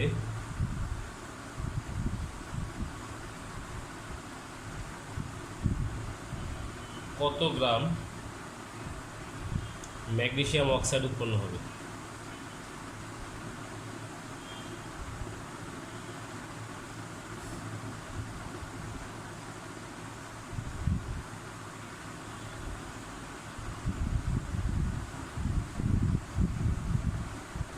তো আমরা এই সমস্যাটি খুব সহজে সমাধান করতে পারবো। এই জন্য আমাদেরকে অবশ্যই আগে বিক্রিয়াটি লিখতে হবে। বিক্রিয়াটি লিখে সমাধান করলে সহজেই তোমরা বুঝতে পারবে যে এখানে ম্যাগনেসিয়াম এবং অক্সিজেন অবশ্যই গ্যাস আকারে থাকে। অক্সিজেন বিক্রিয়া করে ম্যাগনেসিয়াম অক্সাইড উৎপন্ন হয়েছে। এইখানে দেখো ম্যাগনেসিয়াম অক্সাইডের সংকেত হচ্ছে MgO। প্রথমেই আগে বিক্রিয়াটিকে সমতা করে নেবে। বিক্রিয়া সমতা করার জন্য খেয়াল করো যে এইখানে অক্সিজেন 2টি, তো এখানে যদি আমরা 2 বসাই তাহলে ম্যাগনেসিয়ামের পরমাণুর সংখ্যাও 2টি বেড়ে যায়, 2টি হয়ে যায়।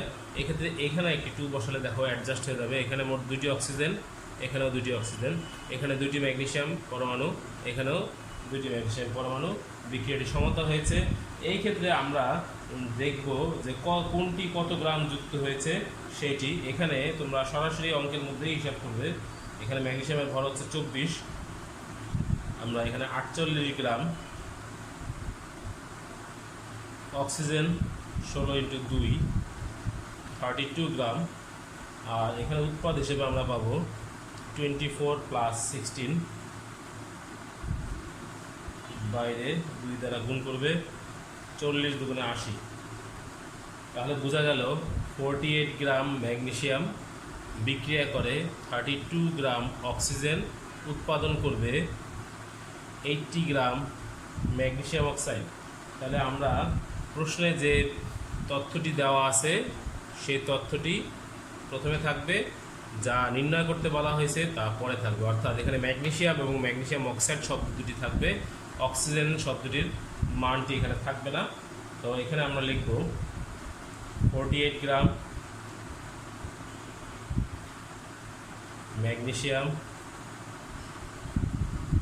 ধাতু থেকে পাওয়া যায়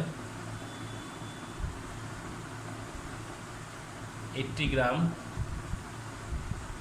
ম্যাগনেসিয়াম অক্সাইড। তো 1 গ্রাম থেকে পাওয়া যায়, 1 গ্রাম ম্যাগনেসিয়াম ধাতু থেকে পাওয়া যায় 80 / 40, 8 গ্রাম ম্যাগনেসিয়াম অক্সাইড। একইভাবে এখানে প্রশ্নে আমাদের 2 গ্রামের কথা বলা আছে। 2 গ্রাম ম্যাগনেসিয়াম থেকে পাওয়া যায় 80 × 2 / 48 = 3.33 গ্রাম ম্যাগনেসিয়াম অক্সাইড। এইভাবে আমরা সরাসরি যে কোনোটি বের করতে পারবো। যে কোনো বিক্রিয়ার ক্ষেত্রে উৎপাদ বা যে কোনো মৌল কত গ্রাম যুক্ত হয়েছে, অর্থাৎ কোনো রাসায়নিক বিক্রিয়ায় যদি 2টি তথ্য দেওয়া থাকে বা একটি তথ্য দেওয়া থাকে, অপর যৌগ বা মৌলটি কত গ্রাম যুক্ত হয়েছে সেটি আমরা এখান থেকে নির্ণয় করতে পারবো। রাসায়নিক সমীকরণে কোন মৌলটি কত গ্রাম উৎপন্ন হয় বা যুক্ত হয়, এটি হচ্ছে তার সমস্যার সমাধান। আমরা একটি গুরুত্বপূর্ণ প্রশ্ন এখন তোমাদের দেব, বিভিন্ন বোর্ডে সেটি এসেছে।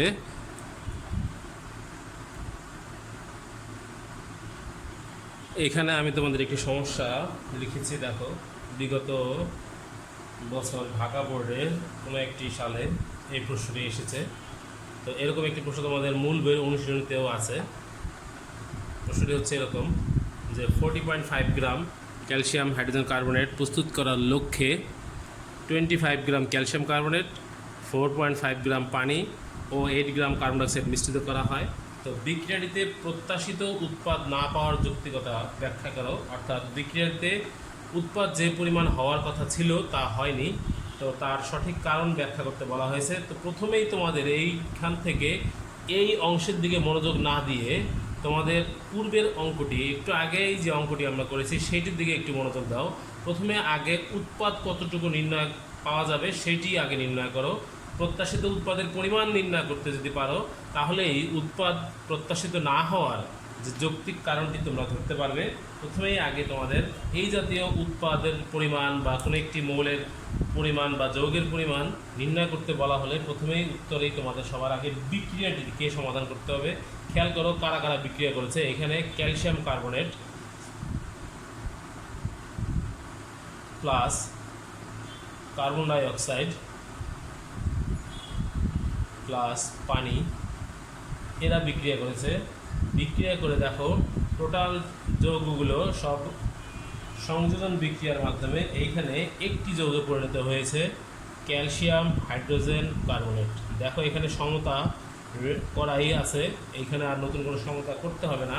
ক্যালসিয়াম একটি, হাইড্রোজেন এখানে 2টি, দেখো হাইড্রোজেনের বাইরে 2 আছে, কার্বন এখানে সি একটি, এখানে সি একটি, 2টি আছে বাইরে, অক্সিজেন এখানে 2টি, এই একটি 3টি, এই 3টি 6টি, এখানে দেখো এই যে 3 এবং এই 2 গুণ করলে 6টি হয়। তো এখানে টোটাল ব্যালেন্স করাই আছে। এখানে বিক্রিয়ার জন্য কোনো সমতাকরণের জন্য আলাদা কোনো গুণিতক দ্বারা গুণ করতে হবে না। তো সবার আগে এই পরমাণুগুলোর প্রত্যেকের ভর যোগ করে প্রতিটি যৌগের ভর নির্ণয় করো। তো তোমরা যদি নিজের খাতায় এটি করো, তো যেমন আমি একটি করে দেখাচ্ছি। ক্যালসিয়ামের ভর হচ্ছে 40, কার্বনের 12, অক্সিজেনের 16 × 3, এইভাবে টোটাল হচ্ছে 100। অর্থাৎ 1 মোল ক্যালসিয়াম কার্বনেট যদি আমরা ধরি 1 মোল, তাহলে সেখান থেকে আমরা পাচ্ছি 100 গ্রাম। একইভাবে যদি আমরা কার্বন ডাইঅক্সাইডটি নির্ণয় করি পাবো 44 গ্রাম। একইভাবে যদি আমরা পানিটি নির্ণয় করি, আমরা বেশ কয়েকবারই করেছি, পানি হচ্ছে 18 গ্রাম।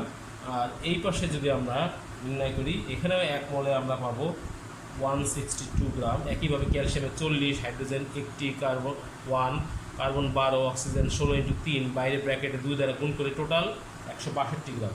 এ থেকে আমরা কি বুঝতে পারলাম যে 100 gram calcium carbonate 44 gram carbon dioxide ও 18 গ্রাম পানির সাথে বিক্রিয়া করে মোট 162 গ্রাম ক্যালসিয়াম হাইড্রোজেন কার্বনেট উৎপন্ন করে। টোটাল যোগ করে দেখো এই পাশের ভর সমান। এখন আমাদের প্রয়োজনীয় তথ্যটি যেটি নির্ণয় করতে হবে সেটি হচ্ছে যে প্রত্যাশিত উৎপাদ আসলে কোনটি, সেটি আমাদের বের করতে হবে, যে কতটুকু উৎপাদ পাওয়ার কথা ছিল আর কতটুকু আমরা পেয়েছি। আমরা প্রস্তুত করতে চেয়েছিলাম 40.5 গ্রাম, তো আমাদের তথ্য আছে 162 গ্রাম। এখান থেকে আমরা শুরু করব। 162 গ্রাম ক্যালসিয়াম হাইড্রোজেন কার্বনেট তৈরিতে লাগে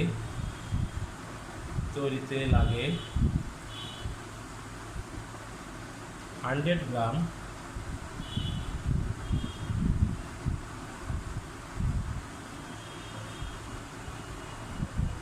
ক্যালসিয়াম কার্বনেট। একইভাবে আমাদের প্রশ্নের তথ্য অনুযায়ী 40.5 গ্রাম উৎপন্ন করতে লাগে। আমরা ঐকিক নিয়মে সরাসরি একেবারেই নির্ণয় করে ফেলি। তৈরি করতে লাগে, এটি দ্বারা ভাগ হবে 162.162 ডিভাইডেড, এখানে এটি হয়ে যাবে গুণ 100-র সাথে 40.5। ইন টোটালি আমাদের অ্যান্সার চলে আসবে ক্যালকুলেটরের সাহায্যে 25 গ্রাম। অর্থাৎ 40.5 গ্রাম জন্য 25 গ্রাম ক্যালসিয়াম কার্বনেট প্রয়োজন। আমাদের 100% কারেক্ট, এখানে 25 গ্রাম যথার্থই আছে। এখন আমাদের দেখতে হবে যে এই 25 গ্রাম আমাদের যে ক্যালসিয়াম কার্বনেট প্রয়োজন ছিল তা আছে, কিন্তু কার্বন ডাইঅক্সাইডটি এই 40.5 গ্রামের জন্য কার্বন ডাইঅক্সাইডের পর্যাপ্ত পরিমাণ আছে কিনা বা পানির পর্যাপ্ত পরিমাণ আছে কিনা আমাদের এখানে চেক করে দেখতে হবে। 3টি রাশিকেই যদি আমরা এইভাবে চেক করি, প্রথমে আমরা চেক করলাম ক্যালসিয়াম কার্বনেট ঠিক আছে কিনা, দেখলাম ঠিক আছে। পরে আমরা চেক করব পানি ঠিক আছে কিনা, তারপরে আমরা চেক করব কার্বন ডাইঅক্সাইড ঠিক আছে কিনা। পানিটি আমরা চেক করি। একইভাবে আবার 162 গ্রাম ক্যালসিয়াম হাইড্রোজেন কার্বনেট তৈরিতে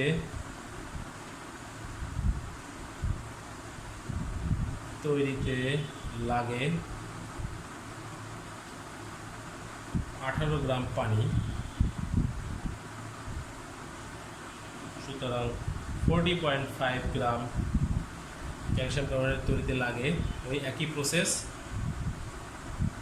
18 × 40.5 divided by 162।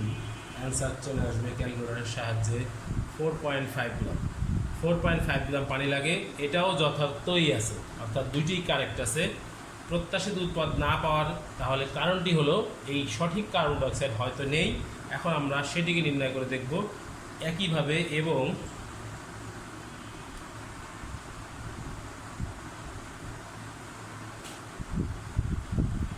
$162.162 gram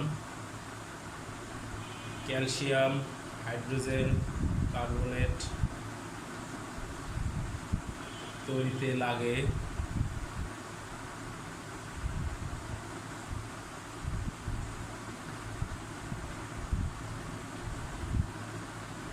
44 gram carbon dioxide.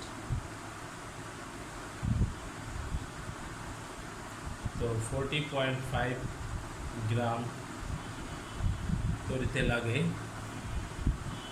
44 into 40.5 divided by 162 ক্যালকুলেটরের সাহায্য নিলে চলে আসবে 11 গ্রাম। তো এইখানে দেখা যাচ্ছে আমাদের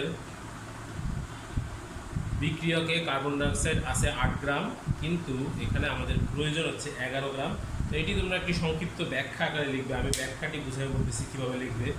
তোমরা লেখাটা শুরু করবে এইভাবে: আমাদের প্রত্যাশিত উৎপাদ ছিল 40.5 গ্রাম, উৎপাদ প্রত্যাশিত হয়নি কারণ আমাদের প্রত্যাশিত উৎপাদ প্রস্তুত করতে প্রয়োজন ছিল 25 গ্রাম ক্যালসিয়াম কার্বনেট, 4.5 গ্রাম পানি এবং 11 গ্রাম কার্বন ডাইঅক্সাইড। কিন্তু উদ্দীপকের তথ্য অনুযায়ী কার্বন ডাইঅক্সাইডের পরিমাণ হচ্ছে 8 গ্রাম, অর্থাৎ এখানে কার্বন ডাইঅক্সাইড ঘাটতি আছে। এটি হচ্ছে ইম্পর্টেন্ট, ঘাটতি হচ্ছে 11 minus 8 = 3 গ্রাম। 3 গ্রাম কার্বন ডাইঅক্সাইড ঘাটতি হওয়ার কারণে প্রত্যাশিত উৎপাদ হয়নি। এটি হচ্ছে আমাদের উৎপাদ প্রত্যাশিত না হওয়ার কারণ। এইভাবে নিজের ভাষায় ব্যাখ্যা করবে, নিচের অংশটুকু, নিচের দুইটি কথা নিজের ভাষায় ব্যাখ্যা করবে, তাহলেই বিস্তারিত তোমরা লিখতে পারবে। যদি এই ধরনের প্রশ্ন না হয়, প্রত্যাশিত উৎপাদ না হওয়ার যৌক্তিকতা বা উৎপাদ কেন প্রত্যাশিত হয়নি এই জাতীয় প্রশ্ন না হয়, তাহলে বলবে কত গ্রাম কার্বন ডাইঅক্সাইড উৎপন্ন হবে, কত গ্রাম পানি উৎপন্ন হবে। সাধারণভাবে অঙ্কটি পূর্বের অঙ্কের মতো শেষ করবে। আর প্রত্যাশিত উৎপাদ না হওয়ার কারণ ব্যাখ্যা করতে বললে যে উৎপাদটি নির্ণয় করতে বলবে সেই উৎপাদের প্রদত্ত মানের সাহায্যে প্রত্যেকটি অংশকে সমাধান করবে। করার পরে দেখবে যে বিক্রিয়ক সমূহের পরিমাণের সাথে সেটি মিল যায় কিনা। যদি না যায়, যেটি মিল যাবে না সেটিই হচ্ছে মূল কারণ, সেটি ঘাটতিটা বিয়োগ করে দেখাবে, তাহলেই তোমরা সমস্যাটির সমাধান করতে পারবে। আমাদের পরবর্তী গুরুত্বপূর্ণ অংশ হচ্ছে লিমিটিং বিক্রিয়ক। লিমিটিং বিক্রিয়ক অত্যন্ত গুরুত্বপূর্ণ একটি অংশ। লিমিটিং বিক্রিয়ক কি, এইটি আগে তোমাদের ভালো মতো খেয়াল করতে হবে। তো আমরা জানি যে বিক্রিয়াতে যারা থাকে, অর্থাৎ বাম দিকে যারা থাকে, তাদেরকে আমরা বলি বিক্রিয়ক, আর ডান পাশে যারা থাকে তাদেরকে বলা হয় উৎপাদ। বিক্রিয়ক এবং উৎপাদ আমরা সমতা করার পরেই যে কোনো সমস্যা সমাধান করতে পারবো। তো এইখানে খেয়াল করে দেখো, লিমিটিং বিক্রিয়ক শব্দটি একটু গভীরভাবে চিন্তা করলে এই শব্দের মধ্যেই অ্যান্সারটি লুকে আছে। অর্থাৎ বিক্রিয়ার শেষে যে উৎপাদটি শেষ হয়ে যাবে তাকে আমরা সহজ ভাষায় বলবো লিমিট ইন বিক্রিয়ক। অর্থাৎ এই বিক্রিয়ক সময়ের মধ্যে বিক্রিয়া শেষ হওয়ার পরে যেটি অবশিষ্ট থাকবে সেটি নয়, যেটি প্রথমে শেষ হয়ে যাবে, অর্থাৎ পর্যাপ্ত লিমিট ইন বিক্রিয়া ঠিক সময় মতো শেষ হয়ে যাবে, সেটি হচ্ছে লিমিটিং বিক্রিয়ক। এই বিক্রিয়ক সময়ের মধ্যে এখানে উৎপাদের ভূমিকা নেই, উৎপাদ নিয়ে কোনো সমস্যা বা উৎপাদ নিয়ে কোনো হিসাব হবে না। লিমিটিং বিক্রিয়কের সম্পূর্ণ হিসাবটি বিক্রিয়ক সমূহের মধ্যে বিক্রিয়ক কতটুকু আছে সেই পরিমাণটি আমাদের হিসাব করে দেখতে হবে যে প্রয়োজনীয় পরিমাণ আছে কি নেই। যেটি প্রয়োজনের থেকে অতিরিক্ত হবে সেটি নয়, যেটি প্রয়োজন মাফিক আছে, ঠিক সমান পরিমাণ আছে, তাকেই আমরা বলবো লিমিট ইন বিক্রিয়ক। সংখ্যাটি তোমাদের মূল বইয়ে খুব স্পষ্ট ভাষায় লেখা আছে। আমরা একটি গাণিতিক সমস্যায় চলে যাব। রিসেন্ট কোনো একটি বোর্ডে এই প্রশ্নটি এসেছে, আমি তোমাদেরকে একটু প্রশ্নটি সমাধান করে দেখাচ্ছি। তোমাদের মূল বইয়েও এই জাতীয় একটি প্রশ্ন আছে।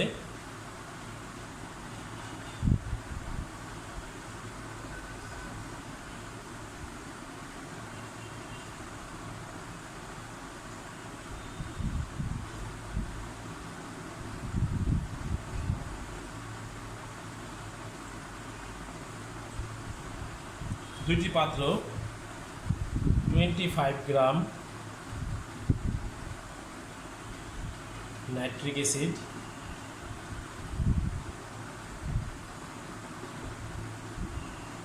এবং 25 গ্রাম সোডিয়াম হাইড্রোক্সাইড আমরা যদি নেই এবং উভয় পাত্রে যদি দ্রবণের পরিমাণ সমান হয়,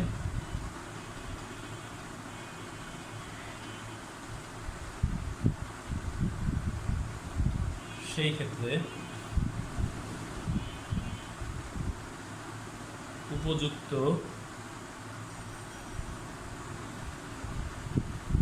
পরিবেশে উল্লেখিত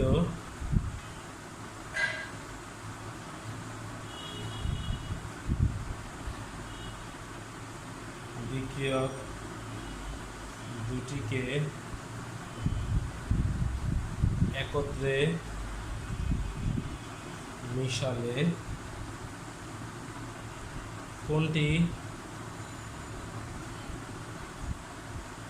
বিক্রিয়ার লিমিটিং বিক্রিয়ক হবে?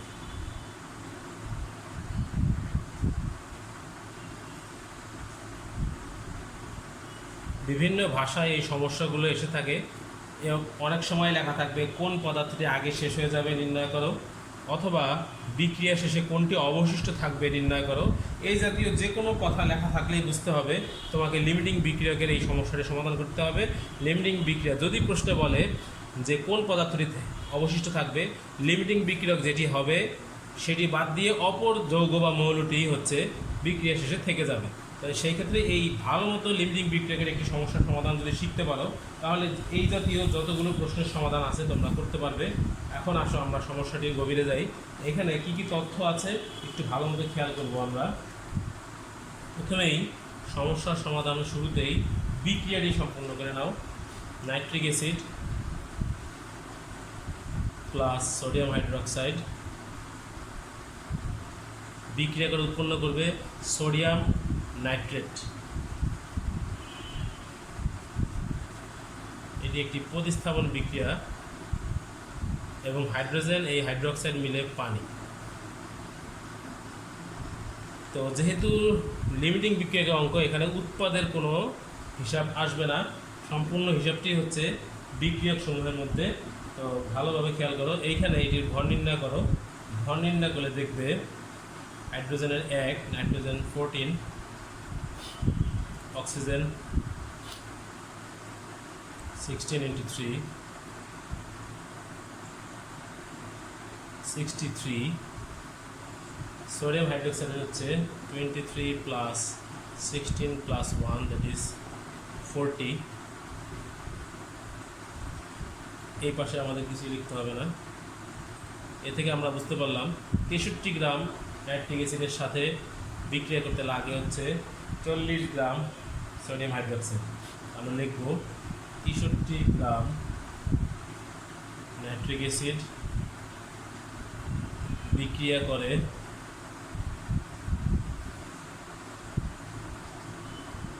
40 গ্রাম সোডিয়াম হাইড্রোক্সাইডের সাথে।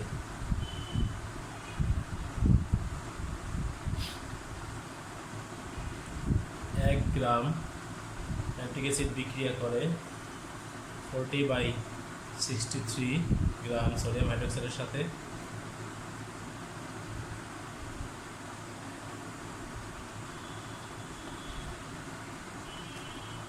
একইভাবে আমাদের প্রশ্নে তথ্য দেওয়া আছে 25 গ্রাম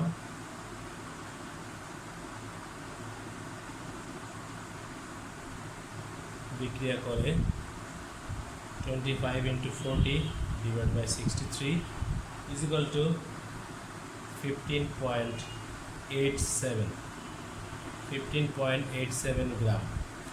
অর্থাৎ আমাদের প্রয়োজন হচ্ছে 15.87 গ্রাম। এখানে প্রয়োজনের তুলনায় অতিরিক্ত আছে। আমরা এর আগেও লিমিটিং বিক্রিয়কের সংজ্ঞায় বলেছি যেইটি প্রয়োজনের তুলনায় অতিরিক্ত থাকবে সেইটি বাদ দিয়ে যেটি সম্পূর্ণ ব্যবহার হয়ে যাবে, অর্থাৎ 25 গ্রাম সম্পূর্ণ ব্যবহার হয়ে গিয়েছে এখানে nitric acid, this is limiting বিক্রিয়ক। অর্থাৎ এখানে লিমিটিং বিক্রিয়ক হচ্ছে নাইট্রিক অ্যাসিড।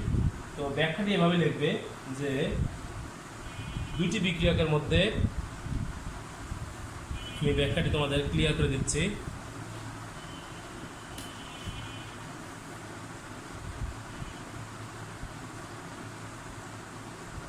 বিক্রিয়ক দুটির মধ্যে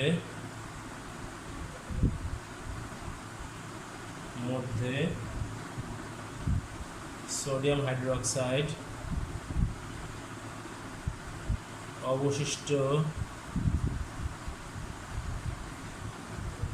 থাকে 25 minus 15.87 9.13 গ্রাম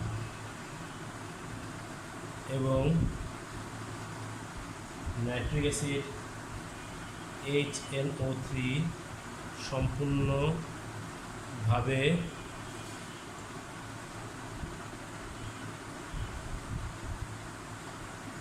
বিক্রিয়া করে। সুতরাং বিক্রিয়াটিতে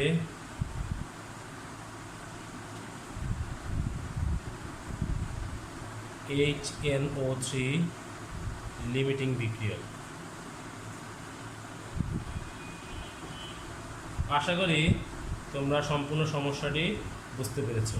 এইভাবে যে কোনো লিমিটিং বিক্রিয়কের সমস্যা সমাধান করতে পারবে। আমরা পরবর্তী টপিকে চলে যাব, অর্থাৎ শেষ টপিক, উৎপাদের শতকরা পরিমাণ হিসাব করা। উৎপাদের শতকরা পরিমাণ নির্ণয়ের সাথে তোমাদের আরেকটি গুরুত্বপূর্ণ বিষয় জানতে হবে, সেটি হচ্ছে এনএলআর। What is এনএলআর? মাঝে মধ্যেই এই সংজ্ঞাটি আসে পরীক্ষায়। তো আমরা জানি রাসায়নিক বিক্রিয়া সাধারণত যে সকল বিক্রিয়ক ব্যবহার করা হয়, বিক্রিয়ক এবং উৎপাদ, এই বিক্রিয়কগুলো বেশিরভাগ ক্ষেত্রেই বা প্রায় সবসময়ই 100% বিশুদ্ধ হয় না। 100% বিশুদ্ধ হয় না, তো আমরা অনেক সময় বিশুদ্ধ করার চেষ্টা করি। যদি কোনো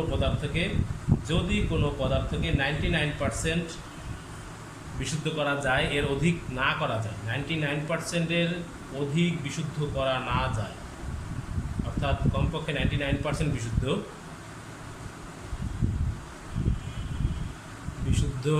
কোনো বিক্রিয়ককে যদি 99% বিশুদ্ধ করা যায় বা তার অধিক না করা যায়, তাহলেই সেই পদার্থকে আমরা বলবো এনএলআর। তাহলেই সেই বিক্রিয়কটিকে আমরা বলবো এনএলআর, সেই পদার্থকে এনএলআর বলবো। অর্থাৎ মোটামুটি ধরে রাখবে যে 99% বিশুদ্ধ পদার্থগুলোকেই বলা হবে এনএলআর।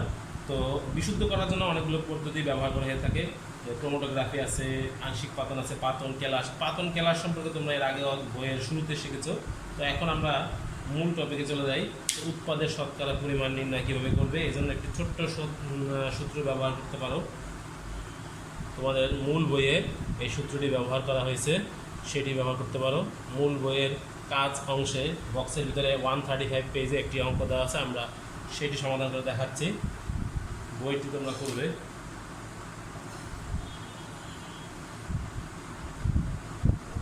উৎপাদের শতকরা পরিমাণ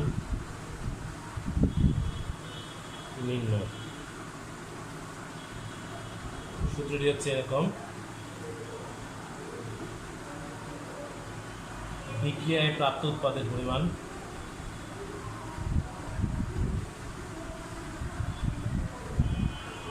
বিক্রিয়ায় প্রাপ্ত উৎপাদের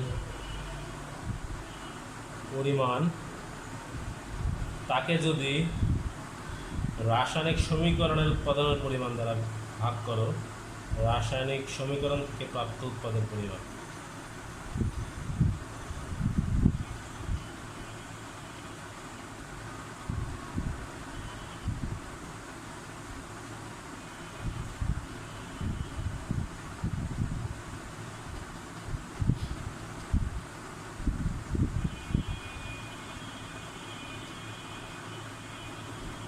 এবং তার শতকরা নির্ণয় করো, শতকরা পার্সেন্টেজ নির্ণয় করো, 100% দ্বারা গুণ করো, তাহলেই তোমরা সঠিক পরিমাণটি পেয়ে যাবে। তো এই দুটি শব্দকে আমি ক্লিয়ার করতেছি একটা প্রশ্নের মাধ্যমে। তোমাদের মূল বইয়ে কাজ অংশে যে অঙ্ক দেওয়া আছে সেটি আমরা করি। 80 গ্রাম ক্যালসিয়াম কার্বনেটকে তাপ দিয়ে 39 গ্রাম ক্যালসিয়াম অক্সাইড পাওয়া যায়। উৎপাদের শতকরা পরিমাণ কত?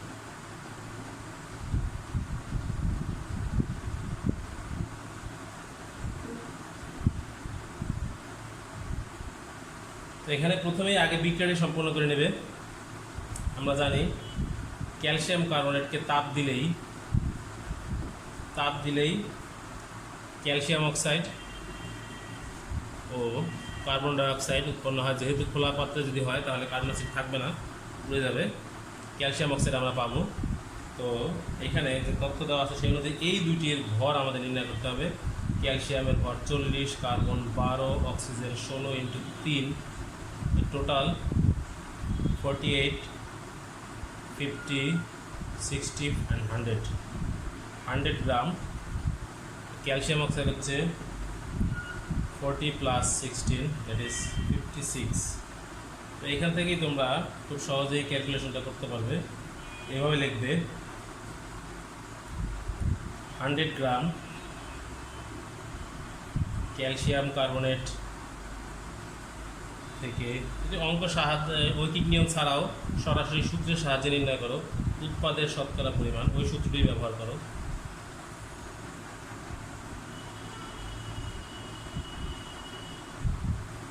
আমি বলেছি এখানে বিক্রিয়ায় প্রাপ্ত উৎপাদের পরিমাণ, দ্যাট ইজ বিক্রিয়ায় যে প্রাপ্ত উৎপাদের পরিমাণ, এটা আমরা শতকরা পদ্ধতিতে নির্ণয় করে নেব। যেমন একটু আগে আমি লিখতে চেয়েছিলাম, তোমরা করতে পারতে। তো 100 গ্রাম ক্যালসিয়াম কার্বনেট থেকে উৎপন্ন হয় 56 গ্রাম ক্যালসিয়াম অক্সাইড। সুতরাং 1 গ্রাম ক্যালসিয়াম কার্বনেট থেকে উৎপন্ন হয় 56/100। এইখানে দেওয়া আছে 80 গ্রাম, তো এখানে আমরা 80 বসাই দিই। 80 গ্রাম ইট ইজ 80। ক্যালকুলেশন থেকে হিসাবে আমরা ক্যালকুলেটরের সাহায্য নিচ্ছি। 56 ইন্টু 80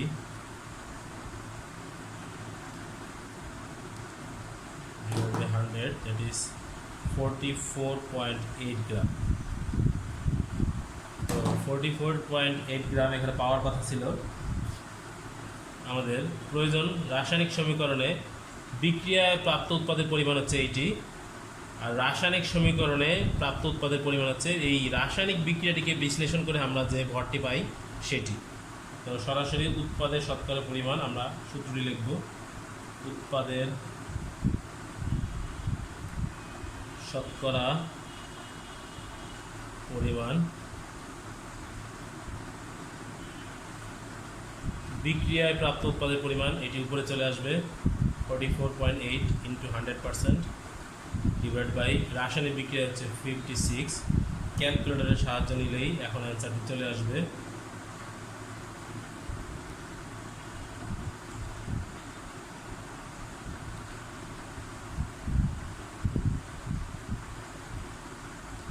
অ্যান্সার হচ্ছে 80, অর্থাৎ এখানে আমরা শতকরা 80% উৎপাদ পেয়েছি।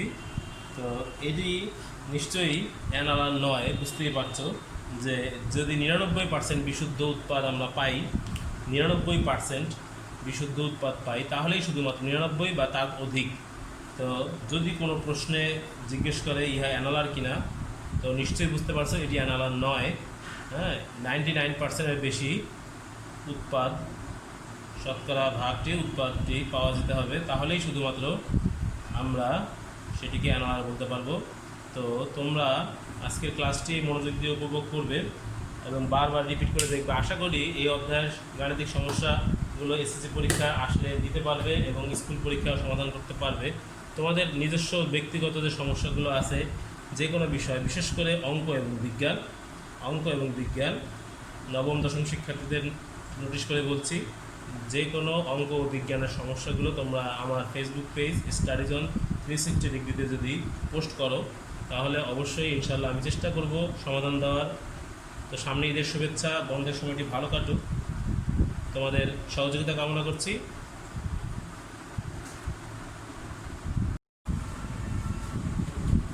এতক্ষণ মনোযোগের সহিত তোমাদের এই ক্লাসটি উপভোগ করার জন্য অত্যন্ত ধন্যবাদ। আবারও শুভেচ্ছা জানিয়ে আজকের ক্লাসটি শেষ করছি। ধন্যবাদ সবাইকে।